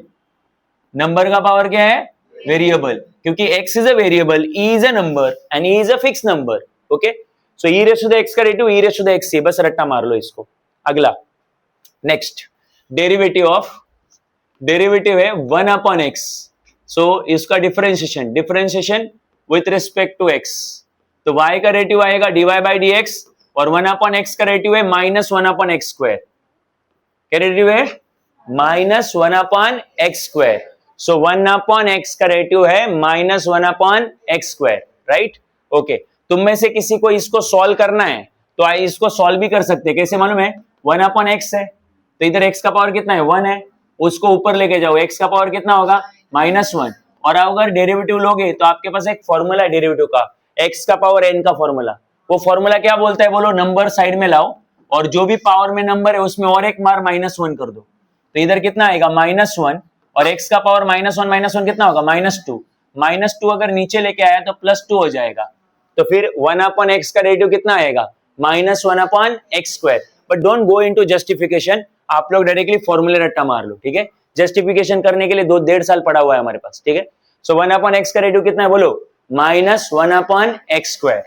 नेक्स्ट फॉर्मूला, डेरिवेटिव ऑफ, तुम्हारा फेवरेट आ रहा है अभी, डेरिवेटिव ऑफ साइन एक्स, ठीक है। So differentiation with respect to x, derivative of sine x होता है कॉस एक्स। क्या होता है, कॉस एक्स। साइन एक्स का रेडियो होता है कॉस एक्स। ओके, नेक्स्ट आएगा, प्रेडिक्टेबल है, derivative of cos x. Sine x का रेडियो कितना है बोलो, कॉस एक्स। सो उसका जो डेरिवेटिव रहेगा dy/dx, तो कॉस एक्स का रेडियो, हाँ साइन एक्स से बस थोड़ा चेंज है, माइनस साइन एक्स, ठीक है। अगला आ रहा है दैट इज tan x, तो डेरिवेटिव ऑफ tan x, तो tan x का रेडियो है बोलो, tan x का रेडियो है sec²x। क्या है, sec²x। सो y का रेडियो dy/dx, tan x का रेडियो sec²x। Once again, sin x का रेडियो cos x, cos x का रेडियो minus sin x, tan x का रेडियो sec²x, ठीक है। उसके बाद ninth, derivative of sec x। So derivative of sec x होता है sec x into tan x, sec x into tan x। आपके पास टोटल 6 ट्रिग्नोमेट्रिक फंक्शन है, कितने हुए, 1 2 3 4, 5वां इधर आन दो। डेरिवेटिव ऑफ cot x, अभी cot x का रेटिव, तो डेरिवेटिव ऑफ cot x होता है माइनस cosec²x। क्या होता है, माइनस cosec²x।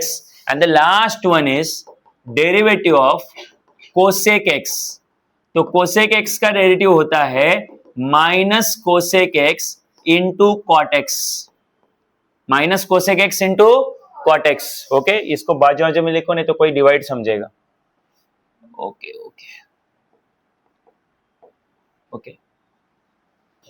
ठीक है। सो बोलो, derivative of sine x is cos x का, tan x का, sec x का,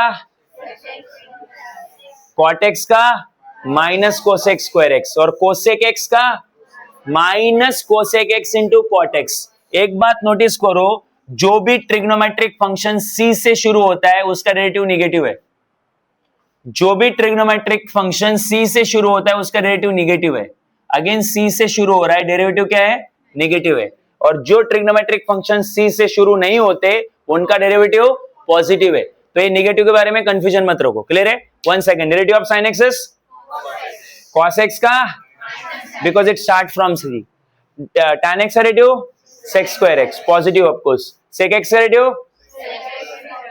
cot x का, और cosec x का minus cosec x into cot x। Clear है क्या। तो ये हुए डेरिवेटिव के फॉर्मूले, मैं एक साथ रीड करता हूं, वो तुम लोग देख लेना अपने, अगर तुमने लिखे होंगे, नहीं देखना तो इधर देख लो। x raise to the n का रेडियो होता है n(x) n-1, e raise to the x का रेडियो होता है e raise to the x, root x का होता है 1/2 रूट x, 1/x का होता है माइनस 1/x², log x का होता है 1/x, sin x का होता है cos x का होता है minus sin x, tan x का होता है sec²x, sec x का होता है sec x into tan x, ठीक। cosec x का होता है minus cosec x into cot x, and cot x का होता है minus cosec²x। This are the formulas, 10 to 11 फॉर्मूले, not more than that. Clear है क्या, आपको ये याद होना ही चाहिए। अब आगे सुनना, अब आ रहे डेरिवेटिव के सिचुएशंस, ठीक से सुनना मैं क्या बोल रहा हूं। आपको क्या करना है, कॉन्सेंट्रेट करो। तो आपको डेरिवेटिव लेना है y = 3x² plus 5x plus sin x, इसका डेरिवेटिव लेना है, या माइनस sin x। और दूसरा है y = x³ plus log x minus 5। Okay, और मैं बोल रहा हूं यहां पे डिफरेंशिएट करो with respect to x। And before starting this we have to complete one more small topic, वो है डेरिवेटिव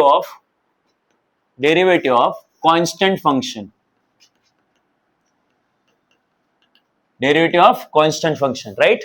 अच्छा, ठीक से सोचना और जवाब देना, ठीक है। बोलो क्या चाहिए मुझे, derivative. What do you mean by derivative, instantaneous rate of change of, क्या, instantaneous rate of change of. अगर तुम्हें बहुत डिफिकल्ट लगे ना तो बस खाली इतना याद रखो कि चेंज निकालना, डेरिवेटिव नहीं लेना मतलब क्या निकालना, चेंज निकालना। बट इतना याद रखो कि वो चेंज तुरंत स्मॉल टाइम का चेंज, तो डेरिवेटिव निकालना मतलब चेंज निकालना। चेंज किसका बोलो, कांस्टेंट फंक्शन का। What do mean by constant function? Constant function is something जो कभी चेंज होता नहीं है। तुम बोलोगे नहीं समझा सर, आप लोग एग्जांपल दो हमें। तो देखो मैं तुम्हारे सामने दो एग्जांपल रख रहा हूं, एक है y is equal to 3x और एक है y इज इक्वल टू 3। मैं इसको कांस्टेंट फंक्शन बोलूंगा। तुम बोलोगे क्यों, देखते जाओ। तो अगर मैं इसको डिफरेंशिएट करूं with respect to x, differentiate करना मतलब x चेंज हो रहा है ये बोलना। तो अगर x चेंज होगा तो x की जगह पे आप लोग 1 पुट करो पहले। तो इधर 1 पुट किया तो 3 1 जा कितना आया 3, तो y is 3, your function is 3, मतलब value of function is 3। Then if I put x is equal to 2, तो इधर 3 इंटू 2 कितना आएगा 6, तो value of y is 6, value of y is changing. If I substitute 3, तो 3 3 जा 9, value of y is changing. You are getting my point, है ना? तो यहाँ पे y कंटिन्यूअसली क्या हो रहा है, चेंज हो रहा है, और जो चेंज होता है उसको कांस्टेंट बोलते नहीं है। अब इधर आ जाओ, इसको भी मैं डिफरेंशिएट करने वाला हूं with respect to x, with respect to x। तो अब मुझे बताओ, जब मैं यहाँ पे x चेंज करूंगा तो x की वैल्यू अगर 1 है तो मैं इधर x की वैल्यू पुटअप करना जाऊंगा, बट क्या यहाँ पे x है क्या, नहीं। तो अगर x का वैल्यू 1 हुआ, 2 हुआ, 3 हुआ, इधर कुछ इंपैक्ट होने वाला है क्या? तो अगर x की वैल्यू 1 है तो y अभी भी कितना है 3, x की वैल्यू अगर 2 है तो y अभी भी कितना है 3, y चेंज ही नहीं होने वाला, बिकॉज इसमें क्या नहीं है, x नहीं है। क्लियर है कि नहीं है? तो अगर इसमें x ही नहीं है तो ये y की वैल्यू क्या नहीं होने वाली, चेंज नहीं होने वाली। ऐसे फंक्शन को हम लोग बोलते हैं कांस्टेंट फंक्शन। क्या बोलते हैं? और कांस्टेंट फंक्शन का डेरिवेटिव 0 होता है। कांस्टेंट फंक्शन का डेरिवेटिव, अब तुम बोलोगे क्यों, तुम्हें अक्ल है तो तुम क्यों बोलोगे ही नहीं? अरे डेरिवेटिव मतलब चेंज निकालना, डेरिवेटिव मतलब, तो कोई अगर बोलता है ना कि डेरिवेटिव ऑफ कांस्टेंट फंक्शन कितना है, तो वो तुमसे ये पूछ रहा है कि कांस्टेंट फंक्शन कितना चेंज हो रहा है। बट कांस्टेंट फंक्शन, इसलिए कांस्टेंट फंक्शन को कांस्टेंट इसलिए बोलते हैं क्योंकि वो क्या नहीं होता, चेंज नहीं होता। तो डेरिवेटिव ऑफ कांस्टेंट फंक्शन मतलब change in constant function, change in. But what is the change in constant function? Nothing, उसमें क्या नहीं होता, चेंज ही नहीं होता। तो नो चेंज, नो चेंज मतलब डेरिवेटिव कितना, 0। अरे बोलो भाई, कितना चेंज होता है ये बताना मतलब क्या बताना, डेरिवेटिव बताना। बट कांस्टेंट फंक्शन में चेंज होता है क्या, नहीं होता है। तो चेंज कितना है उसमें, 0। चेंज बताना मतलब क्या बताना, so that is why derivative of constant function is what, 0। अभी भी नहीं समझ में आ रहा है, राइट? तो फिर मुझे बताओ इस 3 का डेरिवेटिव कितना आना चाहिए, 0, बिकॉज वो क्या नहीं होगा, चेंज नहीं होगा। बराबर है, क्लियर है कि नहीं है?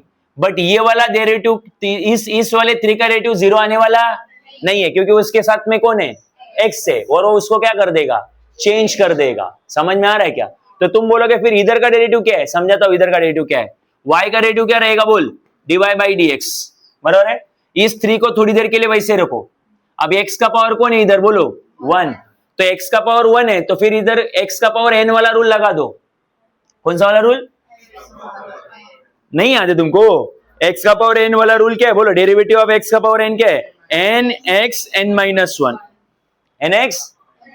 सो जल्दी बोलो कौन है इधर n की जगह पे, 1, फिर x ऊपर कौन है, 1 माइनस 1। अरे n की जगह पे 1 है तो इधर क्या आएगा, n माइनस 1। तो अब बताओ ये 3 1 जा 3 और x 1 माइनस 1 कितना, 0। तो आगे सुन लो, 3 किसी का भी पावर 0 कितना होता है, 1। तो 3 1 जा कितना आया, 3। तो आंसर कितना आया, 3। मैं अब चाहूंगा तुम लोग ना सीधा यहां से यहां जंप कर दो। तुम बोलो कैसे जंप करें, x का पावर कितना आया तो उसका डेरिवेटिव भी कितना आया। तो इसके बाद याद रखना, जिस भी वेरिएबल का पावर 1 रहेगा उसका डेरिवेटिव भी कितना रहेगा, 1 रहेगा। सॉल्व करने के चक्कर में मत पड़ो। बट अगर इधर आए सब लोग, y is equal to 3x square आया, y इज इक्वल टू कितना आया। अब इसका डिफरेंशिएशन निकालेंगे विथ रिस्पेक्ट टू x। अच्छा बोलो, y का डेरिवेटिव dy बाई dx, ये नंबर है ना, बट वो अकेला नहीं, उसके साथ में वेरिएबल है, इसलिए वो चेंज होने वाला है कि नहीं। तो फिर उसका डेरिवेटिव 0 आने वाला नहीं है। अगर वो अकेला होता तो उसका डेरिवेटिव 0 होता। तो ये 3 वैसे रखो। x स्क्वायर के लिए आप लोग फॉर्मूला लगा दो, वो nx वाला। तो बोलो क्या फॉर्मूला है, वो n कहाँ आएगा, साइड में, और x का पावर कितना आएगा, 2 माइनस 1। तो 3 2 जा कितना हुआ, 6, और ये x का पावर 2 माइनस 1 कितना हुआ, 1। तो आंसर कितना आया, 6x। तो आपने एक बात नोटिस करी क्या, इस बार आपके x मतलब इस बार जो x था उसका डेरिवेटिव 1 आया क्या, नहीं आया। पिछली बार वो डेरिवेटिव कितना आया था 1, क्योंकि इधर x का पावर कितना था 1 था, इसलिए उसका डेरिवेटिव भी कितना आया 1, और इधर डेरिवेटिव पावर में 1 था क्या, नहीं, इसलिए डेरिवेटिव 1 आया। क्या आया वो भाड़ में गया, बट डेरिवेटिव क्या नहीं आया 1 नहीं आया। मैं तुम्हें शॉर्टकट सिखा रहा हूं, राइट, कि जब भी वेरिएबल का पावर 1 रहेगा तो डेरिवेटिव कितना ले लेगा 1 लेने का। क्लियर है।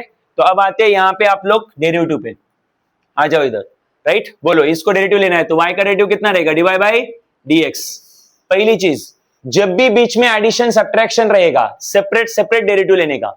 जब भी बीच में सब्ट्रैक्शन रहेगा सारे फंक्शन का क्या लेने का, सेपरेट डेरिवेटिव, अलग अलग डेरिवेटिव, इसका अलग इसका अलग इसका अलग, राइट। चलो शुरू करते हैं। तो सबसे पहले कौन है 3, कांस्टेंट एक नंबर है बट उसके साथ में x है इसलिए वो बचने वाला है, मतलब वो चेंज होता है, वो कांस्टेंट नहीं रहेगा, राइट। तो 3 एज इट इज रहेगा। अच्छा आगे कौन है बोलो एक्स स्क्वायर, उसका रूल क्या है बोल 2x 2 - 1, गलत बोला। अब आगे प्लस 5 नंबर है, जनरली वो कांस्टेंट होता है बट उसके साथ में कौन है x, इसलिए वो उसको चेंज करता है, वो नहीं करता है क्या, x की वैल्यू 1 रहेगी तो 5 1 जा 5, x की वैल्यू 2 रहेगी तो 5 2 जा 10, वो चेंज हो रहा है, राइट, इसलिए वो 5 बच गया, वो कांस्टेंट नहीं है। अच्छा x का पावर कितना है बोल, तो उसका डेरिवेटिव भी कितना रहेगा 1, सॉल्व करते बैठने की जरूरत नहीं, समझा। अभी अभी थोड़ी देर पहले बताया ना तुमको, मत सॉल्व करते बैठे उसको, जब भी पावर 1 मिले डेरिवेटिव 1 लेना। और माइनस आगे कौन है sin x, sin x का डेरिवेटिव हमने रट्टा मारा है कितना है cos x, तुम्हें याद हो जाएगा थोड़ी देर के बाद। तो अब मुझे बताओ आंसर कितना आया, आंसर आया 3 × 2 6, 6x + 5 माइनस cos x, ये हो गया आपका आंसर। अरे आया नहीं, डिफिकल्ट है। चलो इधर आ जाओ, अगेन एडिशन सब्ट्रैक्शन का साइन है, डेरिवेटिव क्या होगा सेपरेट, तो differentiate with respect to x, y का डेरिवेटिव कितना आएगा dy बाई dx। सबसे पहले कौन है x क्यूब है, x रेशो n का रूल लगेगा, रूल बोलो जल्दी बोलो, n x n - 1, ठीक। अच्छा प्लस आगे log x का डेरिवेटिव 1/x माइनस इसका डेरिवेटिव कौन बताएगा, 5 रहेगा, हाँ बोल बोल बोल। इसलिए तू ना ध्यान मत दे, नाखून पे तू खा रहा था इसलिए तेरा ऐसा कहता है, ये हो गया, ठीक है। पूरा 2 मिनट तेरा वो नाखून पे ध्यान था, ठीक है, जिस टाइम पे मैं तो ये सिखा रहा था। इधर आंदो, इसका डेरिवेटिव रहेगा 0, क्यों 0 रहेगा बताओ, 5 कांस्टेंट है, वो चेंज होने वाला, तो तुम बोलोगे इधर तो भी तो था 5, उसका क्यों नहीं 0 लिया तुमने, राइट, x था, x उसको चेंज कर रहा था ये। तो फिर एक मैं तुम्हें इसमें भी एक शॉर्टकट देता हूं, ठीक है। तुमको जब कभी मैं नंबर देखो, जब भी कभी नंबर देखोगे ना या कांस्टेंट देखोगे ना, तो तुम लोग बस इतना याद करो कि वो बचेगा कि मरेगा, बचेगा कि, अगर उसके साथ में वेरिएबल है, मल्टीप्लाई में डिवाइड में x है तो बचेगा, क्योंकि x उसको चेंज करता है, और अकेला रहेगा तो कोई बचाने वाला तो मरेगा, मरेगा मतलब उसका डेरिवेटिव नहीं, समझा। हाँ अब और एक दो क्वेश्चन और करते, बोलो। y = sin x - 3x² + 100, और इसको करते हैं differentiate with respect to x। सोच के फटाफट बताओ, मैं तो बस लिखने वाला हूं, तुम बताओ। सेपरेट डेरिवेटिव ले सकते हैं ना, हाँ तो बोलो sin x का डेरिवेटिव, शाबाश, -3 बचेगा कि मरेगा, बचेगा। x² का डेरिवेटिव 2x 2 - 1 प्लस 100 नंबर है, बचाने वाला कोई नहीं है, तो ये cos x -3 2 जा 6x, ने बोल नहीं समझा, बाउंसर गया क्या, पक्का है क्या। एक और, y = 6 - 3/x + log x, ठीक है, क्लियर है। अब देखो सोचो, differentiation with respect to x, तो y का डेरिवेटिव कितना रहेगा dy बाई dx, 6 अकेला है, मल्टीप्लाई डिवाइड में कोई है, मरेगा, डेरिवेटिव 0 हो जाएगा। 3 का क्या, 3 बचेगा कि मरेगा, 3 बचेगा कि मरेगा, अरे उसके नीचे x है वो उसको चेंज करता है, अगर x की वैल्यू 1 है तो 3/1 कितना हुआ 3, बट x की वैल्यू अगर 3 है तो 3/3 कितना हुआ 1, चेंज होता है वो, समझे कि नहीं, तो वो बच गया। अब मुझे बताओ 3 बच गया तो इसके बाजू में कुछ नहीं तो कौन है 1, और सबको पता है 1/x का इंटीग्रेशन बोल रहा हूं, 1/x नहीं रे, 1/x का डेरिवेटिव है -1/x², कितना। एक और चीज है इंटीग्रेशन, जो अभी मैंने बैच 1 को सीखा है, वो तुमसे थोड़ी आगे है, तुमको अगले लेक्चर में सीखने को मिलेगा ही। तो डेरिवेटिव के बाद हम लोग सीखने वाले इंटीग्रेशन, ठीक है। तो वापस बोलो, 1/x का डेरिवेटिव कितना है -1/x², तुम फॉर्मूला के लिस्ट में देख लेना, तुमको मिल जाएगा। और आगे log x का डेरिवेटिव कितना है 1 अपॉन एक्स। अभी इसको रीएडजस्ट करो, ये 0 माइनस माइनस क्या होगा प्लस, 3 1 जा 3, 3 upon x square plus 1 upon x. और सॉल्व मत करते बेटा, बस हो गया, राइट। तो इस तरीके से आपके फंक्शन का डेरिवेटिव कंप्लीट हो गया। बोल नहीं समझा? क्लियर है क्या? ओके, अब इसमें एक वेरिएशन है क्वेश्चन में। अब तक मैंने जो क्वेश्चन आपको दिए उनमें एडिशन सब्ट्रैक्शन आता था। क्या आता था? Addition subtraction. कभी कभी आपको ऐसे क्वेश्चन आते हैं, x raise to the 5 into sine x, और आपको बोलते हैं फाइंड डेरिवेटिव। आपको इसका डेरिवेटिव फाइंड आउट करना है और क्वेश्चन ये दिया है। तो अब बताओ, ये एडिशन सब्ट्रैक्शन थोड़ी है, तो मल्टीप्लीकेशन में, राइट। तो मल्टीप्लीकेशन में क्या करते हैं, इधर ध्यान दो सब लोग। मल्टीप्लीकेशन में रूल देख लो, अभी यहाँ पे मल्टीप्लीकेशन का रूल देख लो। सो इसको हमें करना है differentiation with respect to x. तो ये y dy by d x, ये दो वेरिएबल है मेरे पास। मान लो ये मेरा वेरिएबल 1 है, ये मेरा वेरिएबल 2 है। तो जैसे मैं बोल रहा हूं वैसे एक बार याद रखना, आपको याद हो जाएगा। तो जब भी मल्टीप्लीकेशन में आएंगे दो वेरिएबल, तो आप लोग ये वाला रूल लगाओगे, पहले वाले वेरिएबल को वैसे रखो, दूसरे वाले का डेरिवेटिव लो। पहले वाले वेरिएबल को दूसरे वाले वेरिएबल का बीच में एडिशन। अब दूसरे वाले वेरिएबल को वैसे रखो और पहले वाले का डेरिवेटिव लो। गुस्सा किसी को नहीं, बोल वापस बोल। पहले वाले को दूसरे वाले का प्लस, फिर दूसरे वाले को, क्योंकि पहले उसका डेरिवेटिव लेके हो चुके, और पहले वाले का क्या लेंगे, डेरिवेटिव। अब यही चीज इधर अप्लाई करो। बोलो यहाँ पे पहला फंक्शन कौन है, एक्स रेज़ टू द 5, दूसरा कौन है, साइन एक्स। तो रूल के मुताबिक पहले वाले को राइट, दूसरे वाले का तो साइन एक्स का डेरिवेटिव कॉस एक्स, फिर दूसरे वाले को और पहले वाले का तो एक्स रेज़ टू द 5 का डेरिवेटिव क्या है, 5x 4 लिख दे दो डायरेक्ट। 5 - 1 4 ही आता है ना, बोल नहीं समझा, बाउंसर गया। चलो बोलो वापस से, y is equal to tan x into log x. Multiply में है, नहीं है क्या मल्टीप्लाई में? तो differentiation with respect to x, y का derivative dy by d x. हाँ बोल, मल्टीप्लाई में है ना, बोलो रूल क्या बोलता है, पहले वाले को वैसे रखो, दूसरे वाले का है ना, फिर दूसरे वाले को और पहले वाले का सेक्स स्क्वायर एक्स। अरे नहीं समझा, बाउंसर गया क्या? तो इस तरीके से तुम लोग मल्टीप्लाई वाले क्वेश्चन को अप्रोच कर सकते हो, ठीक है। चलो एक कंबाइन क्वेश्चन कर लेते, इधर दो, y is equal to x square minus sine x into e raise to the x plus log x minus 100 या माइनस 50, ठीक है। अब मैं इसको डिफरेंशिएट कर रहा हूं विथ रिस्पेक्ट टू x। बोलो y का डेरिवेटिव क्या आएगा, dy by d x. Minus plus sign है, माइनस साइन है। एडिशन सब्ट्रैक्शन जब होता है तो हम लोग सेपरेट सेपरेट डेरिवेटिव करते हैं, पहले इसका, पहले बाद में इसका, फिर इसका, फिर इसका, राइट। तो सबसे पहले कौन दिख रहा है, एक्स स्क्वायर, वो रहेगा 2x 2 - 1। 2 - 1 1 होता है, नहीं लिखा तो भी चलता है, सीधा 2x लिखते तो भी चलता। माइनस, अब जैसे इसका डेरिवेटिव लेने आऊंगा तो इधर तो मल्टीप्लाई में है, इधर क्या है, हाँ, तो फिर नंबर होता तो चलता, डायरेक्टली करते, बट दोनों के दोनों वेरिएबल है, क्योंकि इसमें भी x है और इसमें भी x है, दो अलग अलग फंक्शन है वो, राइट। तो चलो उनका डेरिवेटिव ले लो। क्या रूल बोलता है, बोल, पहले वाले को वैसे रखो, दूसरे वाले का, ये e raise to the x बहुत फनी है, उसका डेरिवेटिव वही है, ठीक है। बोलो आगे, plus e raise to the, दूसरे वाले को वैसे रखो और पहले वाले का तो उसका डेरिवेटिव क्या आएगा, cos x। ऐसा लगेगा कि e raise to the x का डेरिवेटिव लिया ही नहीं है, but e raise to the x का डेरिवेटिव क्या होता है, e raise to the x ही होता है। बोल वापस बोल, पहले वाले को दूसरे वाले का, फिर दूसरे वाले को पहले वाले का, बाउंसर गया। अब आगे अकेला ये एक ही है, तो log x का डेरिवेटिव 1 अपॉन x। 50 नंबर है, मर जाएगा, और डेरिवेटिव कितना होगा, 0। बोल नहीं समझा, क्लियर है कि? अबे डेरिवेटिव लेना क्यों है, तो मैंने तुम्हें बताया instantaneous rate of change find out करने के लिए, बट इसके यूज कहां पे है वो मैं तुम्हें अगले लेक्चर में सिखा दूंगा। और तुम्हें डेरिवेटिव लेना आया क्या? अरे आया ना, एक सिचुएशन बाकी है, जल्दी मत करो। सिचुएशन है अगर डिवाइड में आया तो, मतलब क्वेश्चन जो है वो कौन सा हुआ, डिवीजन का, राइट। बड़ा सिंपल सा फॉर्मूला है, तुम बस मुझे फॉलो करो इधर। Differentiate with respect to x, okay. So dy by d x, जैसे मैं बोलता हूं वैसे याद रखो, ठीक है। यहाँ पे दो फंक्शन है, एक ऊपर वाला फंक्शन और एक नीचे वाला फंक्शन, मतलब न्यूमरेटर और डिनोमिनेटर।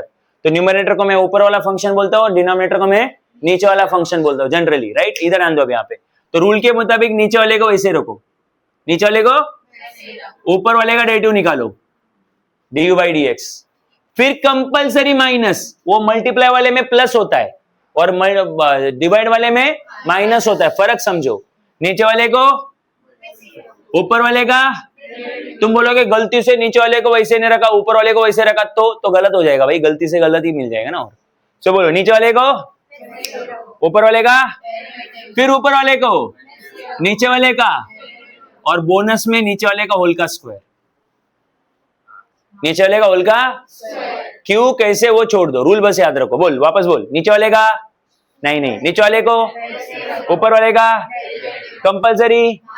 अब नीचे वाले का डेरिवेटिव लेना बाकी था ना, तो अब ऊपर वाले को वैसे रखो और नीचे वाले का डेरिवेटिव लो, और बोनस में नीचे वाले का होल का। चलो क्वेश्चन करते हैं इसका एक, y is equal to log x upon e ratio the x, या फिर कुछ और, let's say x ratio the 5। चल डिफरेंशिएशन करते हैं विथ रिस्पेक्ट टू x। चल y का डेरिवेटिव होगा dy बाई dx। रूल क्या बोलता है, नीचे वाले को वैसे रखने का, ऊपर वाले का log x का डेरिवेटिव 1 बाई x होता है कंपलसरी। फिर ऊपर वाले को वैसे रखो, नीचे वाले का तो x रेशो द 5 है, उसका डेरिवेटिव 5x4, शाबाश। और बोनस में नीचे वाले का होल का। और थोड़ा मैथ्स इतना दिनों से मेरे साथ सीख रहे हो, थोड़ा लॉजिक भी लगा दो अभी। इधर ध्यान दो भाई, इधर कितने x है 5, इधर एक एक x कैंसिल करो, तो ये ऊपर आएगा x का पावर 4, आगे आएगा log x into 5x ratio the 4, नीचे 5 का स्क्वायर 25 होगा। अरे आया ना, हाँ पास होंगे ऐसे गधे। पावर का पावर मल्टीप्लाई होता है, पावर का पावर क्या होता है, ये ऐसे चलता है, पावर का पावर इंडाइसेस कितना होगा, x का पावर 5 टू जा कितना होगा 10 होगा, इधर x का पावर 4, इधर भी x का पावर, तो x का पावर 4 कॉमन निकलेगा क्योंकि ये माइनस है, पहले भी x का पावर 4 है, बाद में भी x का पावर 4 है, तो इधर का x का पावर 4 कॉमन निकल गया, तो उधर कितना बचेगा 1, कुछ नहीं बचा। फिर इधर क्या बचेगा 5 इंटू ये कौन है log x, और नीचे कौन बचेगा x का पावर 10। तो how many x are there in numerator, 4x है ना, x का पावर 4 मतलब x into x into x into x 4 बार, और नीचे कितने x है 10, तो ऊपर के 4 नीचे के 4 क्या हो जाएंगे, कैंसिल। आंसर आएगा 1 minus 5 log x upon x का पावर 6, ये होगा आपका आंसर। अरे आया नहीं, तो डेरिवेटिव का रूल कैसे चलता है समझा कि नहीं। चलो एक और क्वेश्चन, बोलो y इज इक्वल टू, बोलो बोलो बोलो बोलो बोलो, root x upon upon upon e ratio the x. चल ठीक है, डिफरेंशिएट करते हैं विथ रिस्पेक्ट टू एक्स। बोलो y का रेडियो क्या आएगा, dy बाई dx। बोलो रूल क्या है, नीचे वाले को मतलब ई रेशो द एक्स को वैसे रखो, ऊपर वाले का तो 1 अपॉन 2 रूट एक्स, फॉर्मूला याद होनी चाहिए। फिर कंपलसरी, अब ऊपर वाले को और नीचे वाले का, बट वो फनी है, उसका डेरिवेटिव वो खुद ही होता है, डेरिवेटिव लेने के बावजूद वो चेंज नहीं होता, और नीचे वाले का होल का, बोल नहीं समझा। अब बताओ इसको थोड़ा और सॉल्व करो, ये ई रेशो द एक्स क्या होगा, कॉमन निकलेगा, अंदर क्या होगा बोलो 1 upon 2 root x minus root x, और नीचे कौन है ई रेशो द एक्स का होल का, तो नीचे कितने ई रेशो द एक्स है 2, और ऊपर 1, तो एक एक क्या हो जाएगा कैंसल, इधर एलसीएम निकल सकता है, ठीक है। सो बोलो 1 इंटू 1 1 माइनस 2, और ये root x into root x x, पता है ना root x into root x क्या होता है, एक ही रूट में 2 बार एक्स मतलब एक्स स्क्वायर, स्क्वायर और रूट कैंसिल हो तो कितना आएगा एक्स। सो वापस बोलो 1 इंटू 1 1, माइनस आया बीच में ये 2, root x into root x x, और नीचे 2 रूट एक्स इंटू 1 कितना 2 रूट एक्स, और उसके भी नीचे एक ई रेशो द एक्स, और उसके नीचे कुछ नहीं तो 1, ये उल्टा हो जाएगा, ऊपर आएगा 1 माइनस 2x, नीचे आएगा 2 रूट एक्स, और ई रेशो द एक्स अपॉन 1 उल्टा हो गया क्या होगा 1 upon e ratio the x. तो ये हो गया आपका डेरिवेटिव कंप्लीट, बट डेरिवेटिव तो यही पे हो चुका था, इसके आगे तो एडजस्टमेंट था। अरे बोलो भाई, तो u बाई v का रूल नहीं गया दिमाग में, क्या गया, ऊपर वाले को वैसे रखने का, अरे आया नहीं, नीचे वाले को ऊपर वाले का कंपलसरी, ऊपर वाले को नीचे वाले का, और बोनस में नीचे वाले का उल्टा। हाँ बोलते आता तो कुछ नहीं, चलो होमवर्क दे रहा हूँ घर जाके कर लेना ये।